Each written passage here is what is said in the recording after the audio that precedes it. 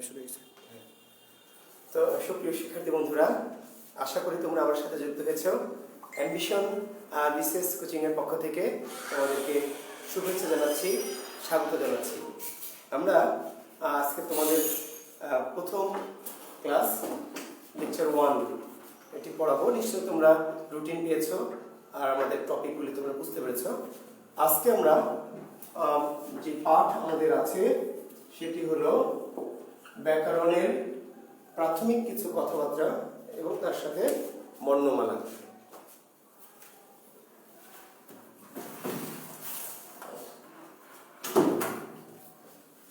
তো নিশ্চয়ই আমার নতুন করে পরিচয় দেওয়ার প্রয়োজন নেই, তারপরেও যেহেতু এই কোর্সটির প্রথম ক্লাস, আমি সবাই আমাকে চেনো, তারপরেও বলছি আমার নাম জুয়েল কিবরিয়া। আমি বাংলার শিক্ষক, সহকারী অধ্যাপক বাংলা, 27তম বিসিএস ক্যাডারে যোগদান করে শিক্ষকতা পেশার সাথে আছি এবং অ্যাম্বিশন পরিবারের সাথে দীর্ঘদিন ধরে যুক্ত আছি। ঠিক আছে, আমরা লেকচার প্ল্যান অনুযায়ী আজকে লেকচার 1 এবং সেই লেকচার 1-এ আমাদের ব্যাকরণ এর প্রাথমিক পরিচয় এবং বর্ণমালা এগুলো নিয়ে আমরা কথা বলবো। খেয়াল করবো যে এখানে ইয়েটা আসছে কিনা। আচ্ছা, তাহলে আপনারা লেখেন ব্যাকরণ।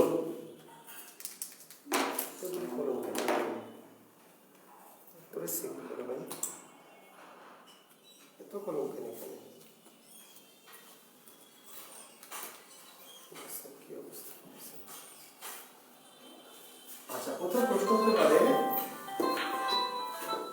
ব্যাকরণ কি?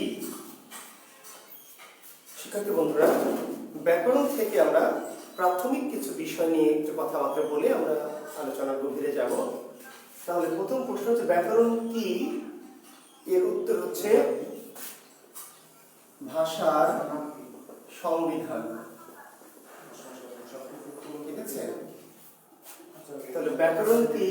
এর উত্তর হচ্ছে ভাষার সংবিধান। আচ্ছা, যদি প্রশ্ন করো যে ভাষা আগে নাকি ব্যাকরণ আগে, তাহলে শিক্ষার্থী বন্ধুরা তার উত্তর কি হবে? ভাষা আগে নাকি ব্যাকরণ আগে? তাহলে ভাষা হচ্ছে আগে। হাজার বছর ধরে ভাষা চলমান রয়েছে এবং সেই ভাষাকে নিয়ন্ত্রণ করার জন্য, সেই ভাষাকে একটু সুশৃঙ্খল করার জন্য কি ব্যাকরণ। এই ব্যাকরণটি হচ্ছে ভাষার সংবিধান। যদি প্রশ্ন হয় যে ব্যাকরণ অর্থ কি,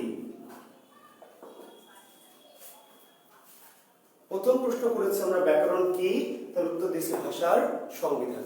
আর যদি প্রশ্নটি একটুখানি বাড়িয়ে আমরা করি যে ব্যাকরণ অর্থ কি, তাহলে তার উত্তর হচ্ছে ব্যাকরণ অর্থ বিশেষভাবে বিশ্লেষণ। ব্যাকরণ অর্থ বিশেষভাবে বিশ্লেষণ। তাহলে ব্যাকরণ কি? এর উত্তর হলো ভাষার সংবিধান। আর ব্যাকরণ অর্থ কি? এর উত্তর হচ্ছে বিশেষভাবে বিশ্লেষণ।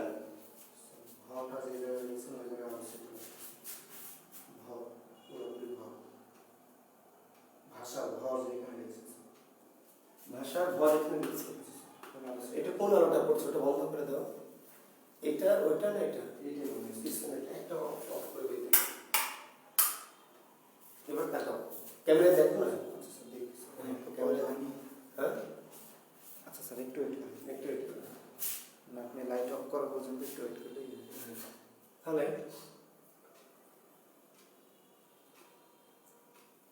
এগুলো থেকে ওইভাবে লাইট সেট করতে হয় ক্লাস দেওয়ার জন্য। আমার তো ঠিক আছে।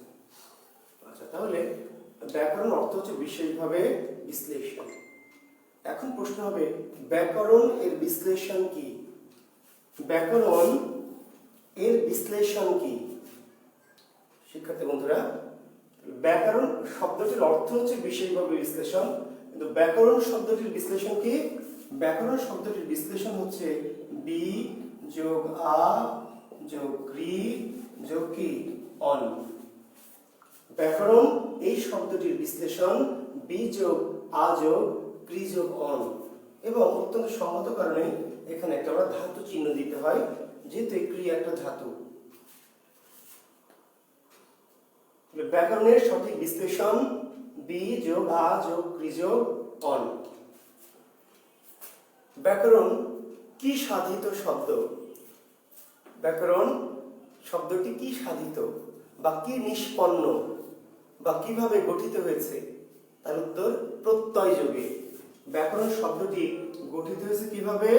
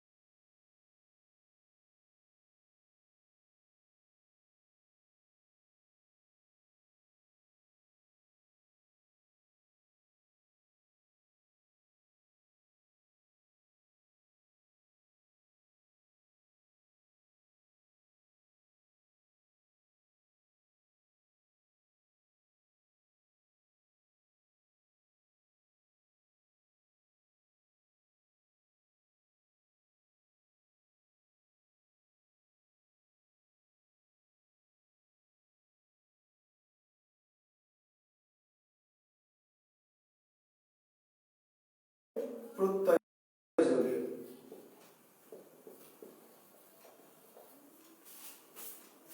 ব্যাকরণ কি সাধিত শব্দ, কি নিষ্পন্ন শব্দ? তাহলে কি সাধিত? প্রত্যয় সাধিত। কি নিষ্পন্ন? প্রত্যয় নিষ্পন্ন। কি যোগে গঠিত হচ্ছে? প্রত্যয় যোগে।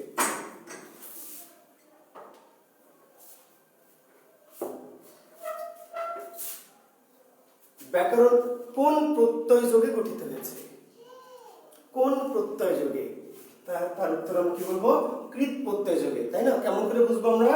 এই যে যেই প্রত্যয়টিকে ভেঙে এরকম একটা ধাতু চিহ্ন দিতে হয়, সেটিকে আমরা বলছি কৃৎ প্রত্যয়। তাহলে ব্যাকরণ শব্দটি প্রত্যয় যোগে গঠিত হয়েছে, এটা আমরা জানলাম। আর কোন প্রত্যয় যোগে ব্যাকরণ শব্দটি গঠিত হয়েছে? তার উত্তর আমরা বলবো কৃৎ প্রত্যয় যোগে গঠিত হয়েছে, কৃৎ প্রত্যয় যোগে। ঠিক আছে?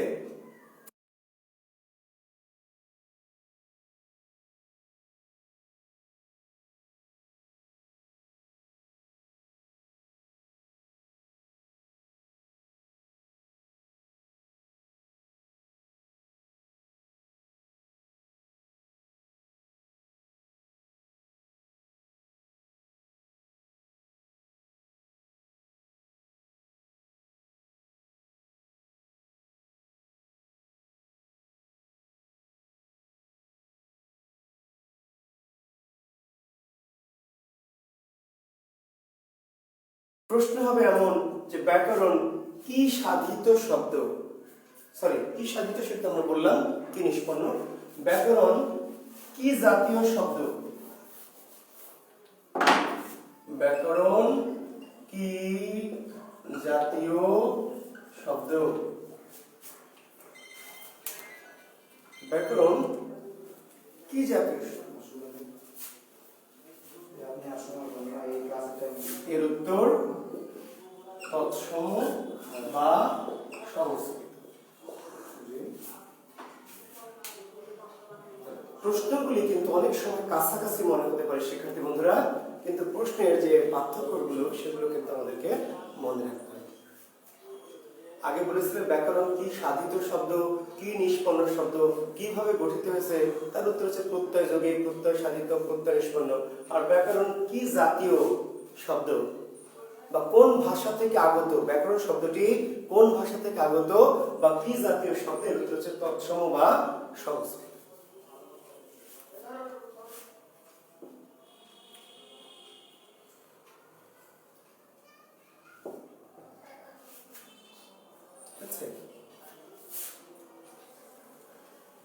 এখন প্রশ্ন হবে এমন যে ব্যাকরণ এর কাজ কি?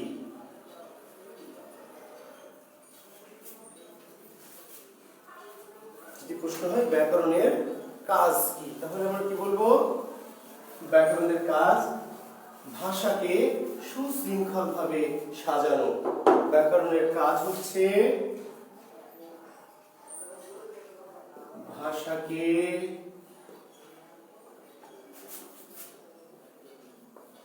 সুশৃঙ্খলভাবে সাজানো।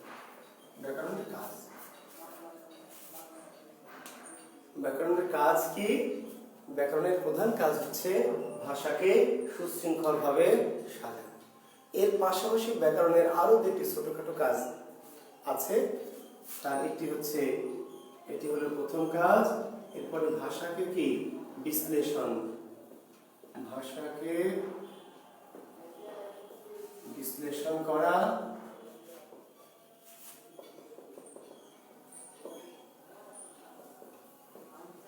ভাষাকে শাসন করা।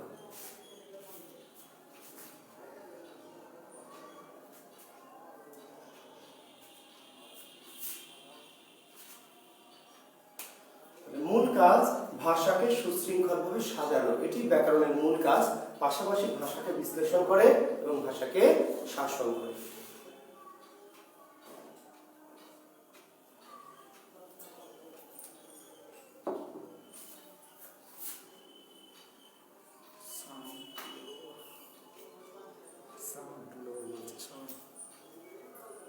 তুমি এলো থাকলে এটা দূর থেকে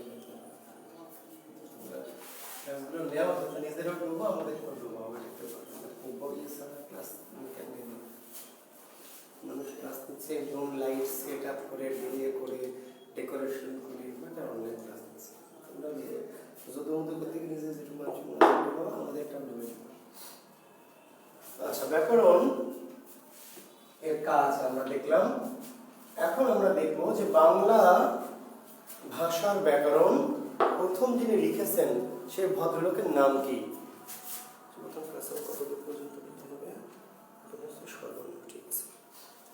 তাহলে বাংলা ভাষার ব্যাকরণ, বাংলা ভাষার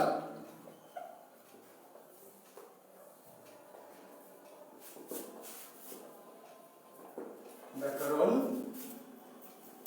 বাংলা ভাষার ব্যাকরণ প্রথম রচনা করেন কে? বাংলা ভাষার ব্যাকরণ প্রথম, ব্যাকরণ যখন পড়ব তো বাংলা ভাষার ব্যাকরণটি প্রথম রচনা করেছেন কে? তো বাংলা ভাষার ব্যাকরণ প্রথম যিনি রচনা করেছেন সেই ভদ্রলোকের নাম মানুয়েল দা আসুনসাও। মানুয়েল দা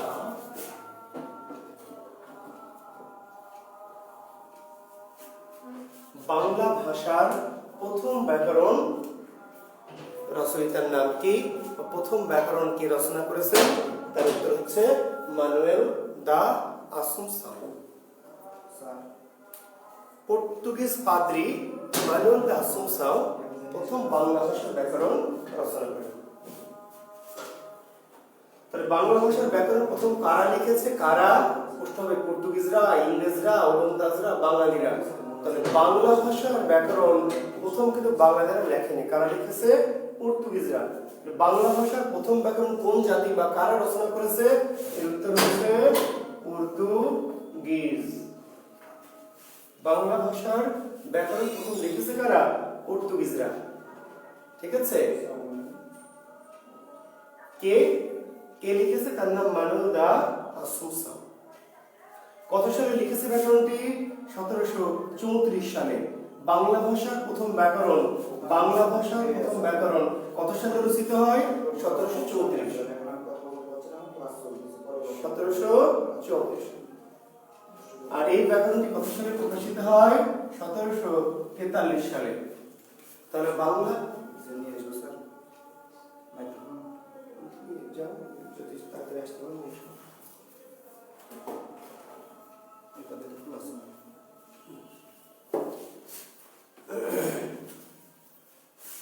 তাহলে বাংলা ভাষার প্রথম ব্যাকরণ যিনি রচনা করেছেন সে ভদ্রলোকের নাম হচ্ছে মানুয়েল দা আসুনসাও।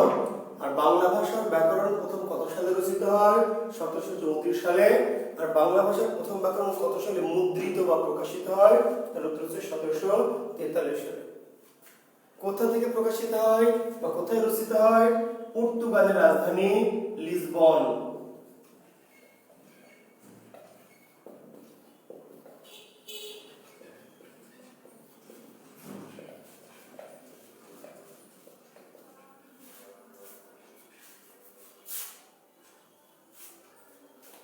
পর্তুগালের রাজধানী লিসবন।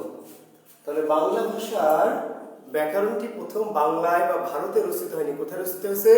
পর্তুগালের রাজধানী লিসবনে। কত সালে রচিত হয়েছে? 1734 সালে।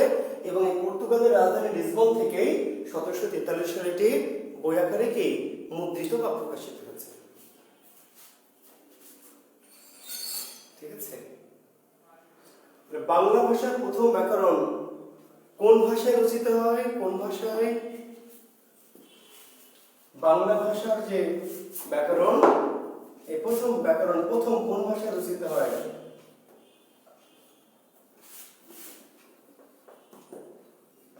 প্রথম কোন ভাষায় রচিত হয়?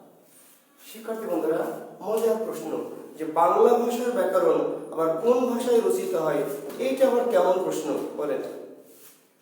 বাংলা ভাষার ব্যাকরণ কিন্তু রচিত হয় কোন ভাষায়? প্রশ্নটা কেমন না আজগুবি প্রশ্ন। আসলে যে বাংলা ভাষার যে প্রথম ব্যাকরণ এটি বাংলা ভাষায় রচিত হয়নি, রচিত হয়েছে কোন ভাষায়? পর্তুগিজ ভাষায়।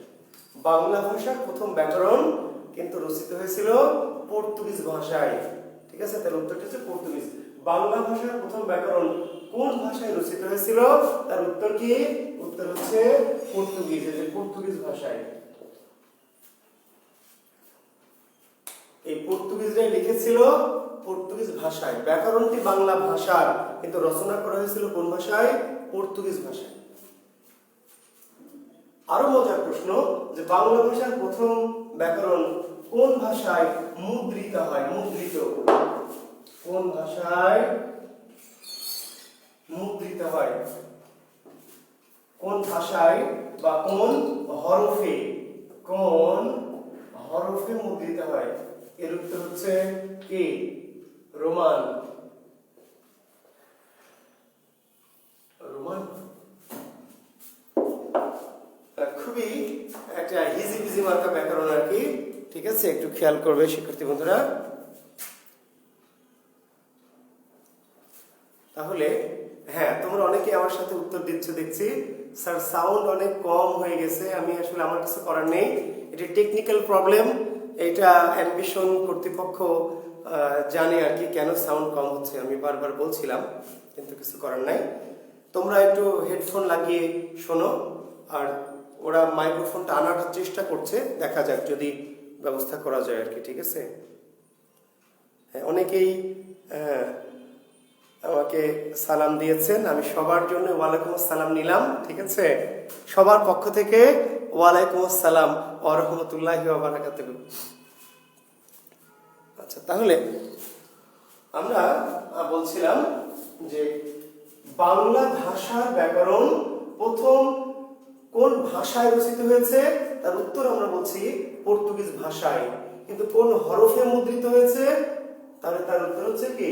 রোমান হরফ। তাহলে তিনটি জিনিস এখানে খেয়াল করো শিক্ষার্থী বন্ধুরা, যে ব্যাকরণটি বাংলা ভাষার ব্যাকরণ, কিন্তু সেটি লেখা হলো কোন ভাষায়? পর্তুগিজ ভাষায়, কিন্তু এটি প্রকাশিত হলো আবার কিভাবে? রোমান হরফ। তাহলে এখানে কনফ্লিক্টিং কিন্তু না, প্রশ্ন আলাদা উত্তর আলাদা। অনেকে বুঝতে পারে না স্যার, একবার উত্তর রোমান হরফ দেওয়া, একবার উত্তর দেওয়া পর্তুগিজ ভাষায়, আবার বাংলা ভাষার ব্যাকরণ। তাহলে ব্যাকরণটি কোন ভাষার? বাংলা ভাষার। বাংলা ভাষার প্রথম ব্যাকরণটি রচিত হয়েছে কোন ভাষায়? পর্তুগিজ ভাষায়।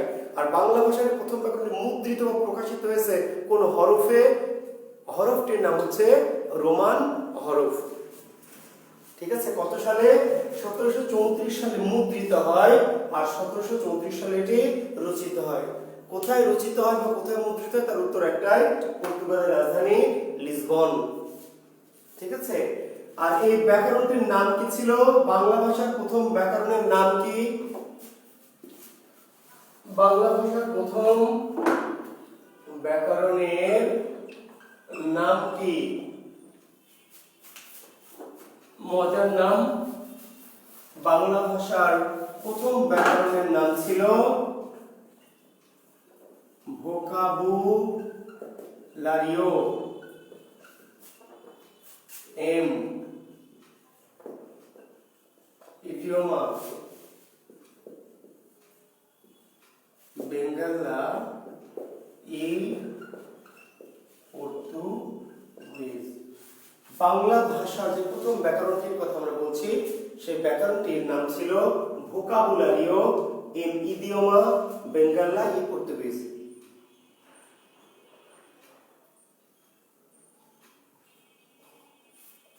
তোমরা সাইডে একটু লিখে নিতে পারো।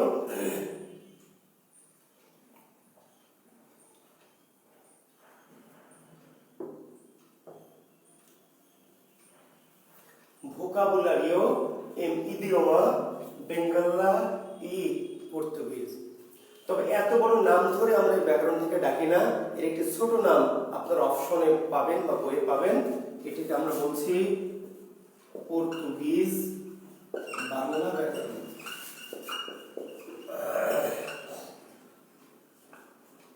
এই ব্যাকরণটিকে আমরা একটা নামকরণ করেছি ছোট দেখে, যাতে আমাদের বলতে সুবিধা হয়। ভাষাবিদরা এর নাম পর্তুগিজ বাংলা ব্যাকরণ। তাহলে বাংলা ভাষার প্রথম ব্যাকরণের নাম কি? এই নামটি আসল নাম, তবে অপশনে এটি আমরা সাধারণত খুঁজে পাবো না বা দেখবো না। তাহলে বাংলা ভাষার প্রথম ব্যাকরণের নাম কি? তার উত্তর দেব পর্তুগিজ বাংলা ব্যাকরণ। পর্তুগিজ বাংলা ব্যাকরণ রচয়িতাকে, তার মানুয়েল দা আসুনসন। পর্তুগিজ বাংলা ব্যাকরণ কত সালে রচিত হয়? 1734 সালে। পর্তুগিজ বাংলা ব্যাকরণ কত সালে মুদ্রিত হয়? 1743। পর্তুগিজ বাংলা ব্যাকরণ কোন ভাষায় রচিত হয়েছে? পর্তুগিজ ভাষায়। কোন হরফে মুদ্রিত হয়েছে? রোমান হরফ। কোথা থেকে মুদ্রিত বা প্রকাশিত হয়েছে? পর্তুগালের রাজধানী লিসবন। ঠিক আছে শিক্ষার্থী বন্ধুরা? তো এটি হচ্ছে আমাদের বাংলা ভাষার কি প্রথম ব্যাকরণ। আমি মুছে দিচ্ছি, আশা করি তোমরা লিখে নিতে পেরেছো এই ফাঁকে।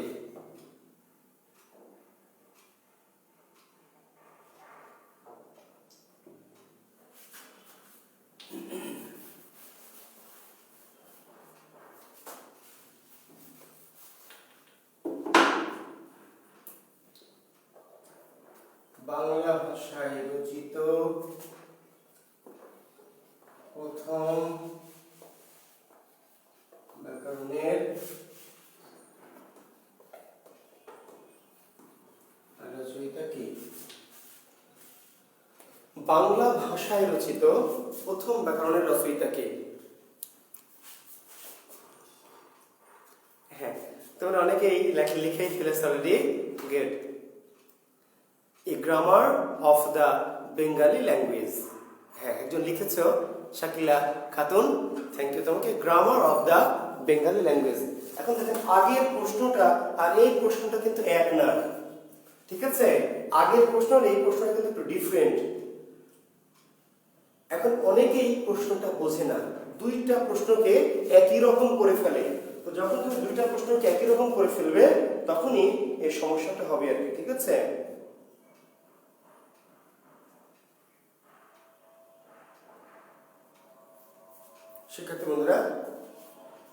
আগের যে প্রশ্নটা করেছিলাম যে বাংলা ভাষার প্রথম ব্যাকরণের রচয়িতাকে, বাংলা ভাষার ব্যাকরণ, কিন্তু বাংলা ভাষায় নয়, ওটি ছিল পর্তুগিজ ভাষায়।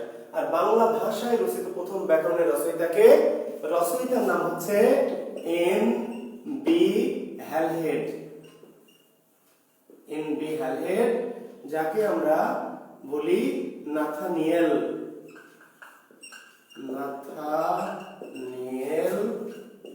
Brassey Halhed. NB. Halhed, Nathaniel Brassey Halhed, Bangla ভাষায় রচিত প্রথম ব্যাকরণের রচয়িতা। আর ব্যাকরণটির নাম কি ছিল? ব্যাকরণটির নাম ছিল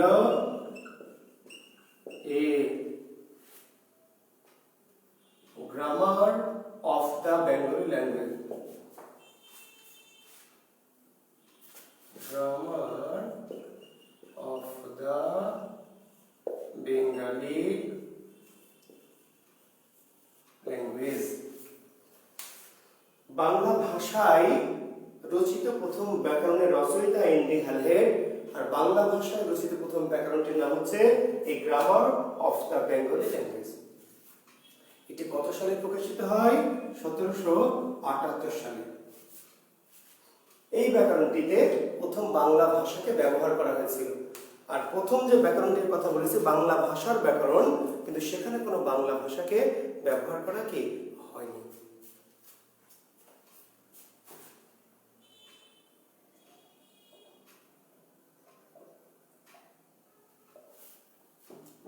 ঠিক আছে শিক্ষার্থী বন্ধুরা, এই ব্যাকরণটি বাংলা ভাষায়, ঠিক আছে। আর আগেরটা ছিল কি? বাংলা ভাষার, আগেরটা ছিল বাংলা ভাষার ব্যাকরণ প্রথম, আর এটা হলো বাংলা ভাষায়। বা কোনো বই এটাও থাকতে পারে বাংলা হরফে, ভাষায় না বলতে পারে বাংলা হরফে মুদ্রিত প্রথম, বাংলা ভাষায় রচিত বা বাংলা হরফে মুদ্রিত প্রথম ব্যাকরণ, এই যে grammar of the Bengali language, রচয়িতা এন.বি. হ্যালহেড বা নাথানিয়েল ব্রাসি। কিন্তু যদি এটি এরকম করে বলা হয়, প্রশ্নটি সম্পূর্ণ বাংলায় রচিত প্রথম ব্যাকরণের রচয়িতাকে, সম্পূর্ণ বাংলায় রচিত প্রথম ব্যাকরণের রচয়িতাকে, তার মানে আগের ব্যাকরণটি বাংলায় রচিত, সম্পূর্ণ বাংলা না, বাংলার সাথে কি ইংরেজি মেশানো ছিল, বাংলা ইংরেজি মেশানো, কিন্তু সেখানে বাংলা ছিল, ঠিক আছে। আর প্রথম ব্যাকরণে, পর্তুগিজ ব্যাকরণে কোনো বাংলা ছিলই না। গ্রামার অফ দ্য বেঙ্গলি ল্যাঙ্গুয়েজে বাংলা ছিল, সাথে ইংরেজিও ছিল। আর সম্পূর্ণ বাংলায় লেখা ব্যাকরণ বা যিনি লেখক, সম্পূর্ণ বাংলায় রচিত প্রথম ব্যাকরণের রচয়িতার নাম কি? রাজা রামমোহন রায়। রাজা রামমোহন রায়, ঠিক আছে। সম্পূর্ণ বাংলায় রচিত প্রথম ব্যাকরণের রচয়িতা রাজা রামমোহন রায়। আর ব্যাকরণটির নাম কি ছিল? গৌড়ীয় ব্যাকরণ। সম্পূর্ণ বাংলায় রচিত প্রথম ব্যাকরণের নাম কি? গৌড়ীয় ব্যাকরণ। সম্পূর্ণ বাংলায় রচিত প্রথম ব্যাকরণের নাম গৌড়ীয় ব্যাকরণ। আর সম্পূর্ণ বাংলায় প্রথম ব্যাকরণ যিনি রচনা করেছেন তার নাম কি? রাজা রামমোহন রায়।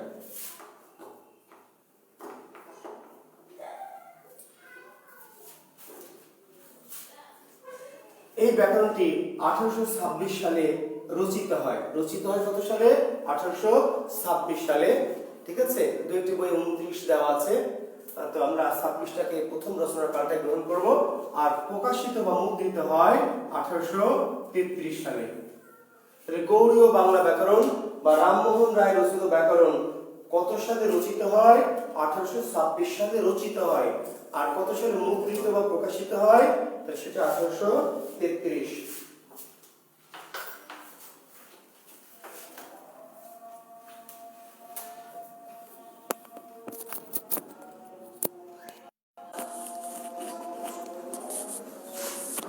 ঠিক আছে।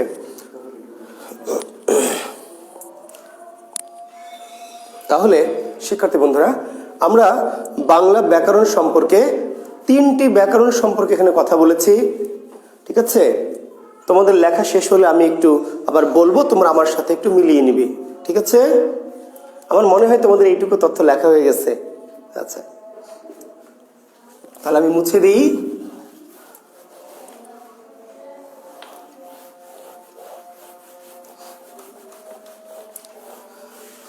তাহলে আমি একবার তোমার সাথে একটু আরেকবার একটু মনে করিয়ে দিই, একটু ঝালাই করে নিই। দেখো, তাহলে বাংলা ভাষার প্রথম ব্যাকরণ রচয়িতা যিনি, তার নাম মানুয়েল দা আসুনসাও, পর্তুগিজ পাদ্রী মানুয়েল দা আসুনসাও পর্তুগিজ ভাষায় 1734 সালে ব্যাকরণটি প্রথম রচনা করলেন।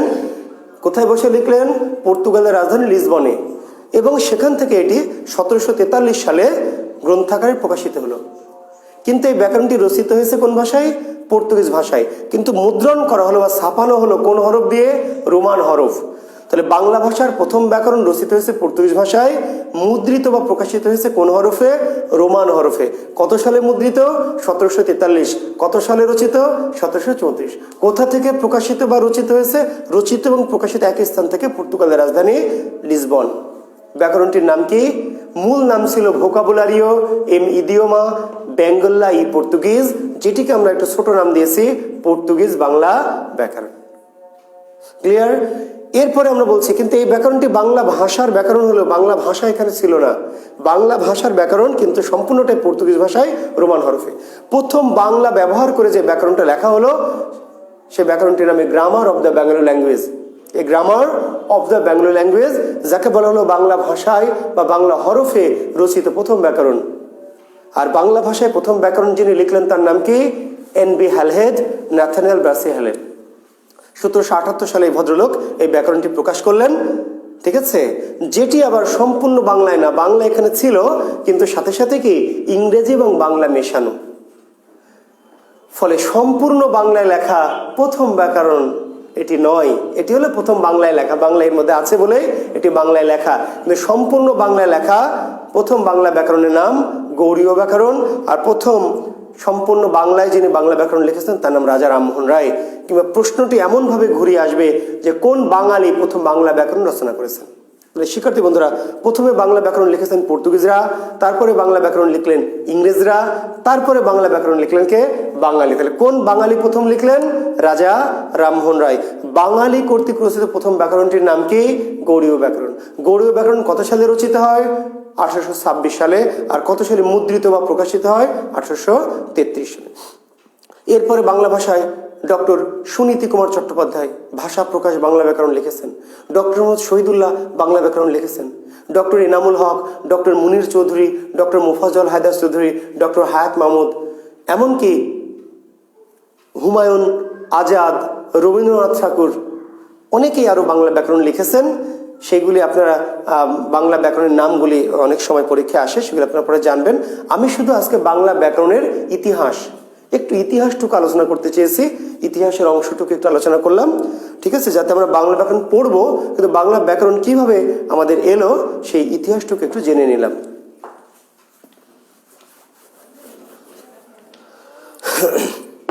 এখন দেখেন, বাংলা ব্যাকরণের আলোচ্য বিষয় কয়টি? একটা সিম্পল কোশ্চেন হয়। আপনারা, আমি জানি যে এখানে যারা ক্লাস করছেন অনেকেই হয়তো জানেন, সবাইও জানতে পারেন, কিন্তু তবু আমরা যেহেতু ক্লাসটি প্রথম থেকে শুরু করছি, আমাদের দায়িত্ব বা দায়বদ্ধতা একটু প্রথম থেকে একটু ভালো করে শেখানো। তো বাংলা ব্যাকরণের আলোচ্য বিষয় কয়টি? 4টি। বাংলা ব্যাকরণের আলোচ্য বিষয় কয়টি? 4টি। কি কি? একটির নাম হলো ধ্বনি তত্ত্ব, একটির নাম হলো শব্দতত্ত্ব, একটির নাম হলো বাক্যতত্ত্ব, আর একটির নাম হলো অর্থতত্ত্ব। বাংলা ব্যাকরণের আলোচ্য বিষয় 4টি: ধ্বনিতত্ত্ব, শব্দতত্ত্ব, বাক্যতত্ত্ব, অর্থতত্ত্ব। ধ্বনিতত্ত্বকে আবার বলা হয় ধ্বনি বিজ্ঞান। তাহলে ধ্বনিতত্ত্বের অপর নাম কি? ধ্বনি বিজ্ঞান। ইংরেজিতে যাকে বলা হয় ফোনেটিক্স। ফোনেটিক্স, বা এটাকে কোনো কোনো বইয়ে বলা আছে ফোনোলজি। তাহলে প্রশ্নটি শিক্ষার্থী বন্ধু এমন হতে পারে যে ধ্বনিতত্ত্বের অপর নাম কি? ধ্বনিতত্ত্বের অপর নাম ধ্বনি বিজ্ঞান। আর প্রশ্নটি আরেকটু ঘুরিয়ে বলতে পারে, ধ্বনিতত্ত্বকে ইংরেজিতে কি বলা হয়? ধ্বনিতত্ত্বকে ইংরেজিতে বলা হয় ফোনেটিক্স, আর ধ্বনি বিজ্ঞানকে ইংরেজিতে কি বলা হয়? ফোনোলজি। এবার উল্টে দিয়ে প্রশ্নটা এমন বলতে পারে, ফোনোলজির বাংলা পরিভাষা নিচের কোনটি, বা ফোনেটিক্সের পারিভাষিক শব্দ নিচের কোনটি? বাংলা দিয়ে বলতে পারে ইংরেজি কি, আর ইংরেজি দিয়ে বলতে পারে এর বাংলা কি। নিশ্চয়ই বলতে পারে। পরীক্ষক কিন্তু এভাবে প্রশ্নকে মডারেট করবে এবং প্রশ্নকে কিন্তু এলোমেলো করে আপনাকে বিভ্রান্ত করতে চাইবে।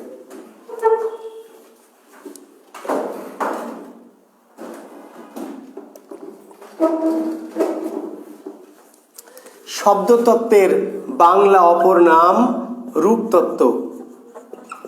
শব্দতত্ত্বের অপর নাম কি? রূপতত্ত্ব। ইংরেজিতে যাকে বলা হয় মরফোলজি। কি বলা হয়? MORPHOLOGY।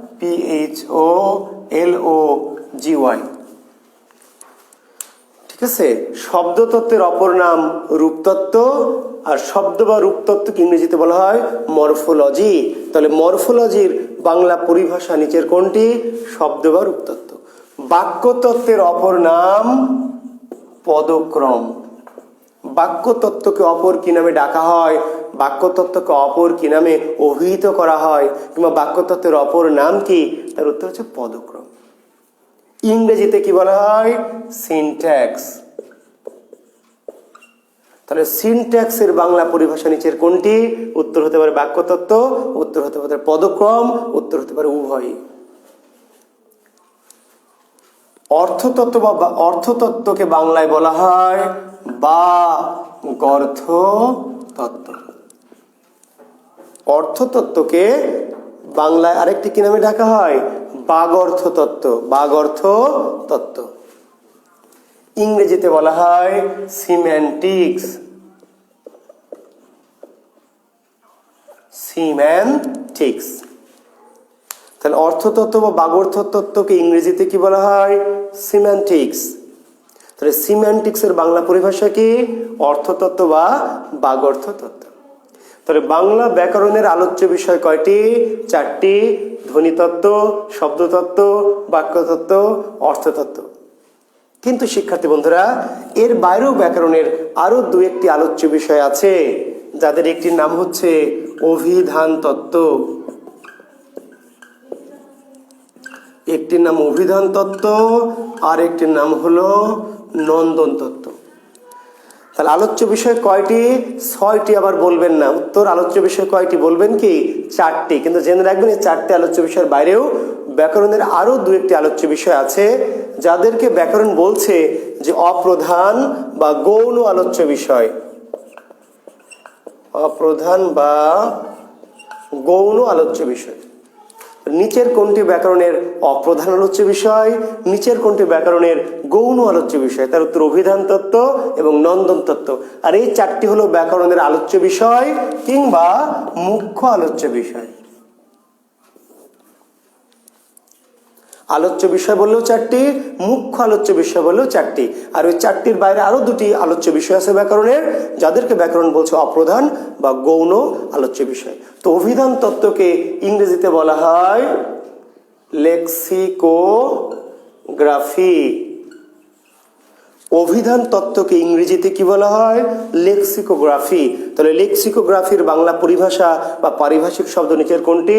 অভিধান তত্ত্ব। নন্দন তত্ত্বকে ইংরেজিতে বলা হয় অ্যাস্থেটিক্স। ঠিক আছে, নন্দন তত্ত্বকে ইংরেজিতে বলা হয় অ্যাস্থেটিক্স। তাহলে অ্যাস্থেটিক্সের বাংলা পরিভাষা কি বা পারিভাষিক শব্দ কি? নন্দন তত্ত্ব।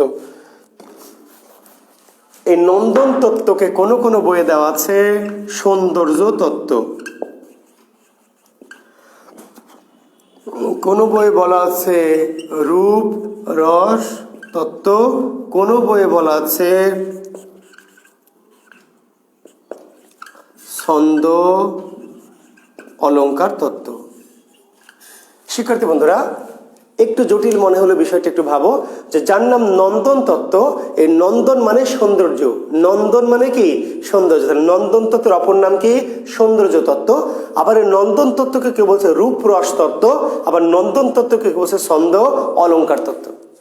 যার নাম নন্দন তত্ত্ব তার নামই সৌন্দর্য তত্ত্ব, তার নামই রূপরস তত্ত্ব, তার নামই ছন্দ অলঙ্কার তত্ত্ব, আর এদের সবাইকে একসাথে ইংরেজিতে বলা হয় অ্যাস্থেটিক্স। অ্যাস্থেটিক্স।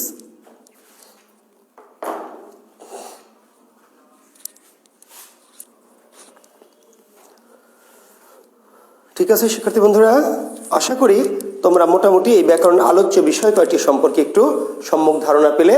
আমরা এবারে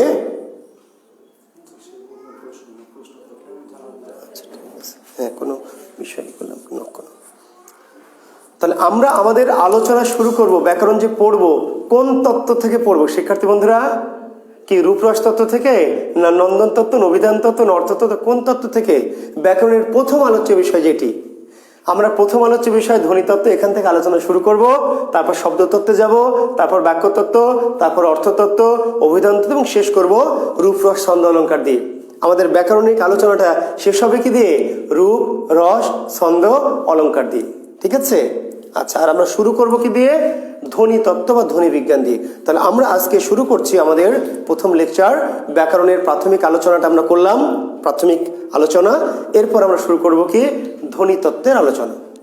তাহলে আমরা এবার লিখি ধ্বনি তত্ত্ব।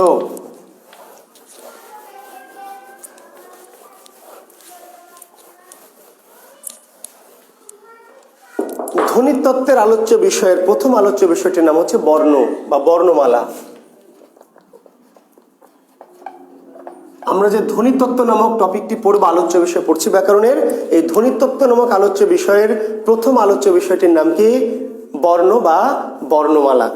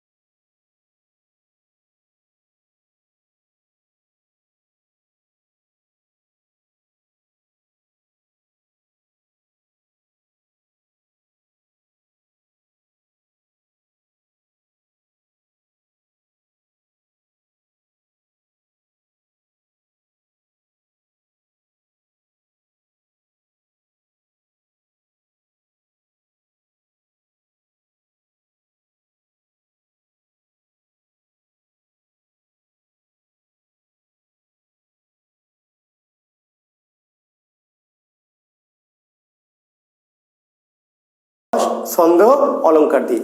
ঠিক আছে? আচ্ছা, আর আমরা শুরু করব কি দিয়ে? প্রথম লেকচার ব্যাকরণের প্রাথমিক ধ্বনিতত্ত্বের আলোচ্য বিষয়ের প্রথম আলোচ্য বিষয়টির নাম হচ্ছে বর্ণ বা বর্ণমালা।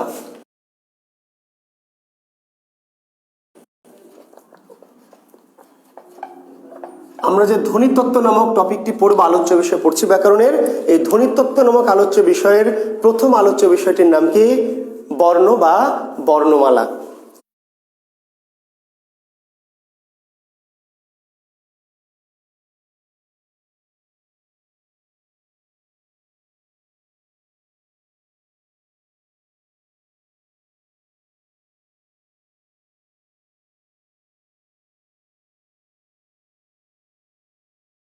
বা বাংলা বর্ণমালার জনককে, জনক বাংলা বর্ণের বা বাংলা বর্ণমালার জনকের নাম হচ্ছে Charles Wilkins.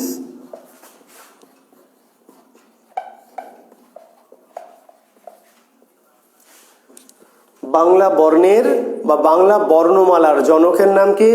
Charles Wilkins. British ধ্বনি বিজ্ঞানী চার্লস উইলকিন্সকে বলা হয় বাংলা বর্ণের জনক, বাংলা বর্ণমালার জনক। তাহলে প্রশ্ন হবে বাংলা বর্ণের জনককে, বাংলা বর্ণের স্থপতিকে, বাংলা বর্ণের আবিষ্কারক কে, ঠিক আছে, বাংলা বর্ণ কে তৈরি করেছিলেন, কে দিয়েছিলেন, কে আবিষ্কার করেছিলেন? তো তার একটাই উত্তর চার্লস উইলকিন্স। কিন্তু চার্লস উইলকিন্স বাংলা বর্ণমালা তৈরি করতে গিয়ে সাহায্য নিয়েছিলেন একটা বিশেষ লিপির, সেই লিপিটার নাম কি? ব্রাহ্মী লিপি। শিক্ষার্থী বন্ধুরা, একটি খুবই গুরুত্বপূর্ণ তথ্য যে চার্লস উইলকিন্স আসলে এটি নিজে নিজে এটা বানাননি, তৈরিও করেননি, তিনি সহযোগিতা নিয়েছিলেন। কোথা থেকে সহযোগিতা নিয়েছিলেন? একটা বিশেষ লিপি যার নাম ব্রাহ্মী লিপি। তো প্রশ্ন হবে যে চার্লস উইলকিন্স কোথা থেকে বাংলা বর্ণমালা পেয়েছিলেন, বা কোথা থেকে নিয়েছিলেন, বা কোথা থেকে তৈরি করেছিলেন? কিংবা আরো সিম্পল কোশ্চেন এমন হতে পারে যে বাংলা লিপির উৎস কি, বাংলা লিপির উদ্ভব হয়েছে কোথা থেকে, বাংলা লিপি কোথা থেকে এসেছে? তার উত্তর ব্রাহ্মী লিপি। কথাগুলো কি পরিষ্কার হলো? আরো একবার বলছি যে তাহলে চার্লস উইলকিন্সকে আমরা বলছি বাংলা বর্ণের জনক বা স্থপতি বা ডিজাইনার। কি ডিজাইনার? হ্যাঁ, কোনো ডিজাইনার। তাহলে বাংলা বর্ণের ডিজাইনারকে চার্লস উইলকিন্স, স্থপতিকে চার্লস উইলকিন্স, নকশাকারকে চার্লস উইলকিন্স, জনককে চার্লস উইলকিন্স। জনক, স্থপতি, ডিজাইনার, নকশাকার চার্লস উইলকিন্স। কিন্তু এই ভদ্রলোক নিজে একেবারেই নিজের ব্রেন থেকে বর্ণগুলি বানাননি, তিনি একটা জায়গা থেকে সাহায্য নিয়েছিলেন। তাহলে চার্লস উইলকিন্স কোথা থেকে বাংলা বর্ণমালা নিয়েছিলেন, কোথায় পেয়েছিলেন, কোথা থেকে আবিষ্কার করেছিলেন, এই জাতীয় প্রশ্নের উত্তর কি হবে? ব্রাহ্মী লিপি। কিংবা চার্লস উইলকিন্সকে একেবারে ডিনাই করে এমনও প্রশ্ন করতে পারে যে বাংলা লিপির উৎস কি, বাংলা লিপির উদ্ভব হয়েছে কোথা থেকে, বাংলা লিপি কোথা থেকে এসেছে, বাংলা লিপি কোথা থেকে পাওয়া গেছে? তার উত্তর হচ্ছে ব্রাহ্মী লিপি। ঠিক আছে, এই ব্রাহ্মী লিপির বৈশিষ্ট্য কি এমন একটি প্রশ্ন পিএসসির পরীক্ষায়, বিসিএস সহ ব্যাংক, বিমা, বন্য সকল পরীক্ষায়, প্রাইমারি নিবন্ধন, যে ব্রাহ্মী লিপির বৈশিষ্ট্য কি? ব্রাহ্মী লিপির বৈশিষ্ট্য কি? বাম থেকে কি ডান, বাম থেকে ডান। শিক্ষার্থী বন্ধুরা, নিশ্চয়ই তোমরা যখন খাতায় লিখছো, দেখো তোমরা খাতার কোন দিক থেকে লেখা শুরু করছো? ডান দিক থেকে। কোন দিকে যাচ্ছ? বাম দিকে, নাকি? ডান দিক থেকে বাম দিকে যাচ্ছ কি না? লেখা শুরু করেছো বাম দিকে, যাচ্ছ কি ডান দিকে। অর্থাৎ বাম থেকে ডান, বাম থেকে লেখা শুরু করে আমরা ডানে যাচ্ছি। এটি ব্রাহ্মী লিপির বৈশিষ্ট্য। যেহেতু বাংলা ব্রাহ্মী লিপি জাত, ফলে বাংলার বৈশিষ্ট্য বাম থেকে ডান, বাম থেকে ডান। তাহলে ব্রাহ্মী লিপির বৈশিষ্ট্য কি? বাম থেকে ডান। কিন্তু পৃথিবীতে কিছু লিপি আছে, তুমি যদি আরবি লিখতে চাও, ফার্সি লিখতে চাও, তুর্কি লিখতে চাও, তাহলে কি করতে হবে? ডান থেকে লেখা শুরু করতে হবে, ডান থেকে, তাই না? ডান থেকে লিখে আস্তে আস্তে এরকম করে আমরা কি করব? এভাবে আমরা বাঁয়ে আসব। তাহলে এই যে ডান থেকে বামে যে লিপি, এই লিপিটার নাম কি? খরষ্ঠী লিপি। লিখে নাও, খরষ্ঠী। আরেকটি লিপি প্রাচীন ভারতে ছিল, যার নাম ছিল খরষ্ঠী। তাহলে খরষ্ঠী লিপির বৈশিষ্ট্য কি? তার উত্তর কি বলবেন? ডান থেকে বাম। খরষ্ঠী লিপির বৈশিষ্ট্য ডান থেকে বাম, আর ব্রাহ্মী লিপির বৈশিষ্ট্য বাম থেকে ডান। বাংলা লিপি কোন লিপি থেকে এসছে? ব্রাহ্মী লিপি থেকে। ফলে বাংলা লিপির বৈশিষ্ট্য বাম থেকে ডান। আর পৃথিবীর কিছু কিছু লিপি আছে, ফার্সি, আরবি, তুর্কি, এই সমস্ত লিপিগুলো ডান থেকে বামে যেতে হয়। কেন? কারণ এগুলি খরষ্ঠী লিপিজাত।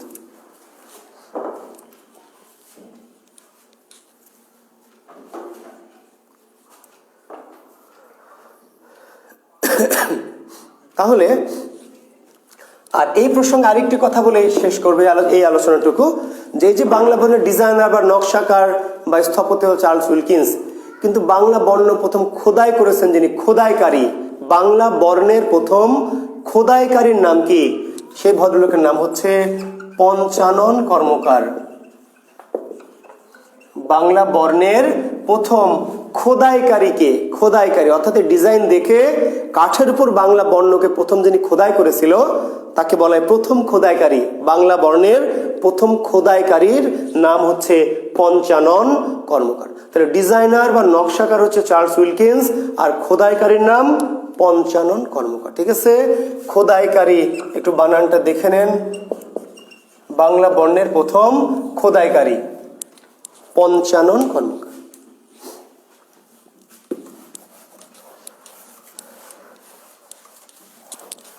তাহলে এখন আমরা বর্ণমালায় আসলাম, আমরা বর্ণমালা পেয়ে গেলাম, চার্লস উইলকিন্স আমাদেরকে দিল, তাই না? আর পঞ্চানন কর্মকার একটা খোদাই করে কাঠের পাতের উপর প্রথম খোদাই করলো। এবার আমরা বর্ণ পেলাম। বাংলা বর্ণমালায় বর্ণ কয়টি? খুব সিম্পল কোশ্চেন। বাংলা বর্ণমালায় বর্ণ কয়টি? তার উত্তর হচ্ছে 50টি। কয়টি বর্ণ? 50টি। কিন্তু বর্ণ কয় রকম বা কয় প্রকার?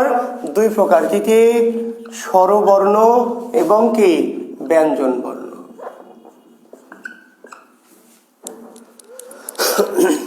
বাংলা বর্ণ কয় প্রকার? 2 প্রকার, স্বরবর্ণ এবং কি ব্যঞ্জন বর্ণ। স্বরবর্ণের সংখ্যা কয়টি?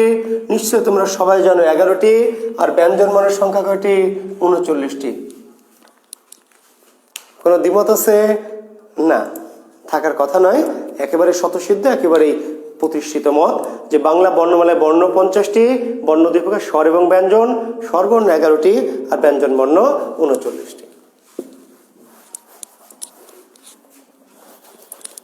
এখন আমরা স্বরবর্ণগুলি একটু লিখে ফেলবো। ঠিক আছে শিক্ষার্থী বন্ধুরা, একটু দেখো, আমি লিখছি, তোমরা আমার সাথে সাথে একটু লিখে ফেলো।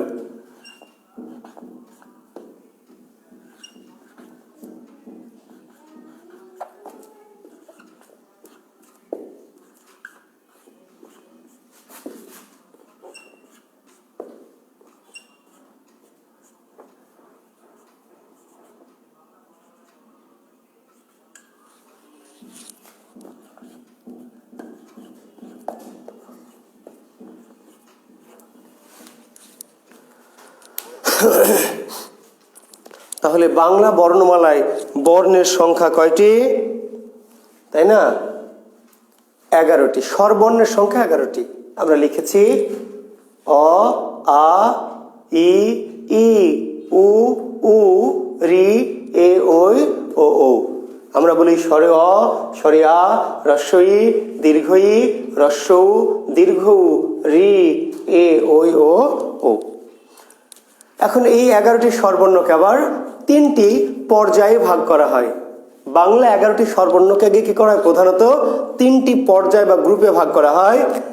একটিকে বলা হয় মাত্রাগত ভাগ, একটিকে বলা হয় উচ্চারণগত ভাগ, আরেকটিকে বলা হয় গঠনগত ভাগ। বাংলা স্বরবর্ণকে কয় ভাগে ভাগ করা হয়? প্রধানত 3 ভাগে ভাগ করা হয়। প্রধানত কয় ভাগে? 3 ভাগে। কি কি? মাত্রাগত, উচ্চারণগত, গঠনগত। এবার প্রশ্ন করবে মাত্রাগতভাবে স্বরবর্ণ কয় প্রকার? মাত্রাগতভাবে স্বরবর্ণ কয় প্রকার? তার উত্তর হচ্ছে 3 প্রকার। কি কি? একটি হলো পূর্ণমাত্রা, একটি হলো অর্ধমাত্রা, আর একটি হলো মাত্রাহীন।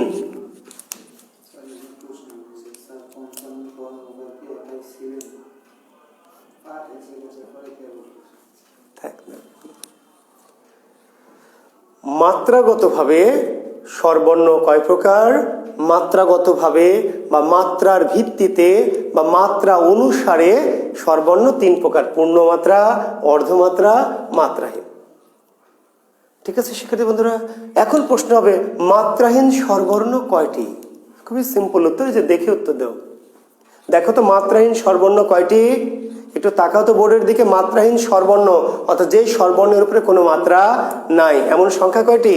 4টি। দেখো মাত্রাহীন স্বরবর্ণ 4টি। কোন 4টি? দেখো এই যে মাত্রা আছে না, যদি মাত্রা দিয়ে দিই হবে? এর পরে যদি মাত্রা দিই হবে? এ থাকবে না, এর মাত্রা দিলে এ থাকবে, অন্য কিছু হয়ে যাবে। এই যে এরপরে মাত্রা তয়, তো এরপর মাত্রা যদি দেয় তাহলে থাকবে না।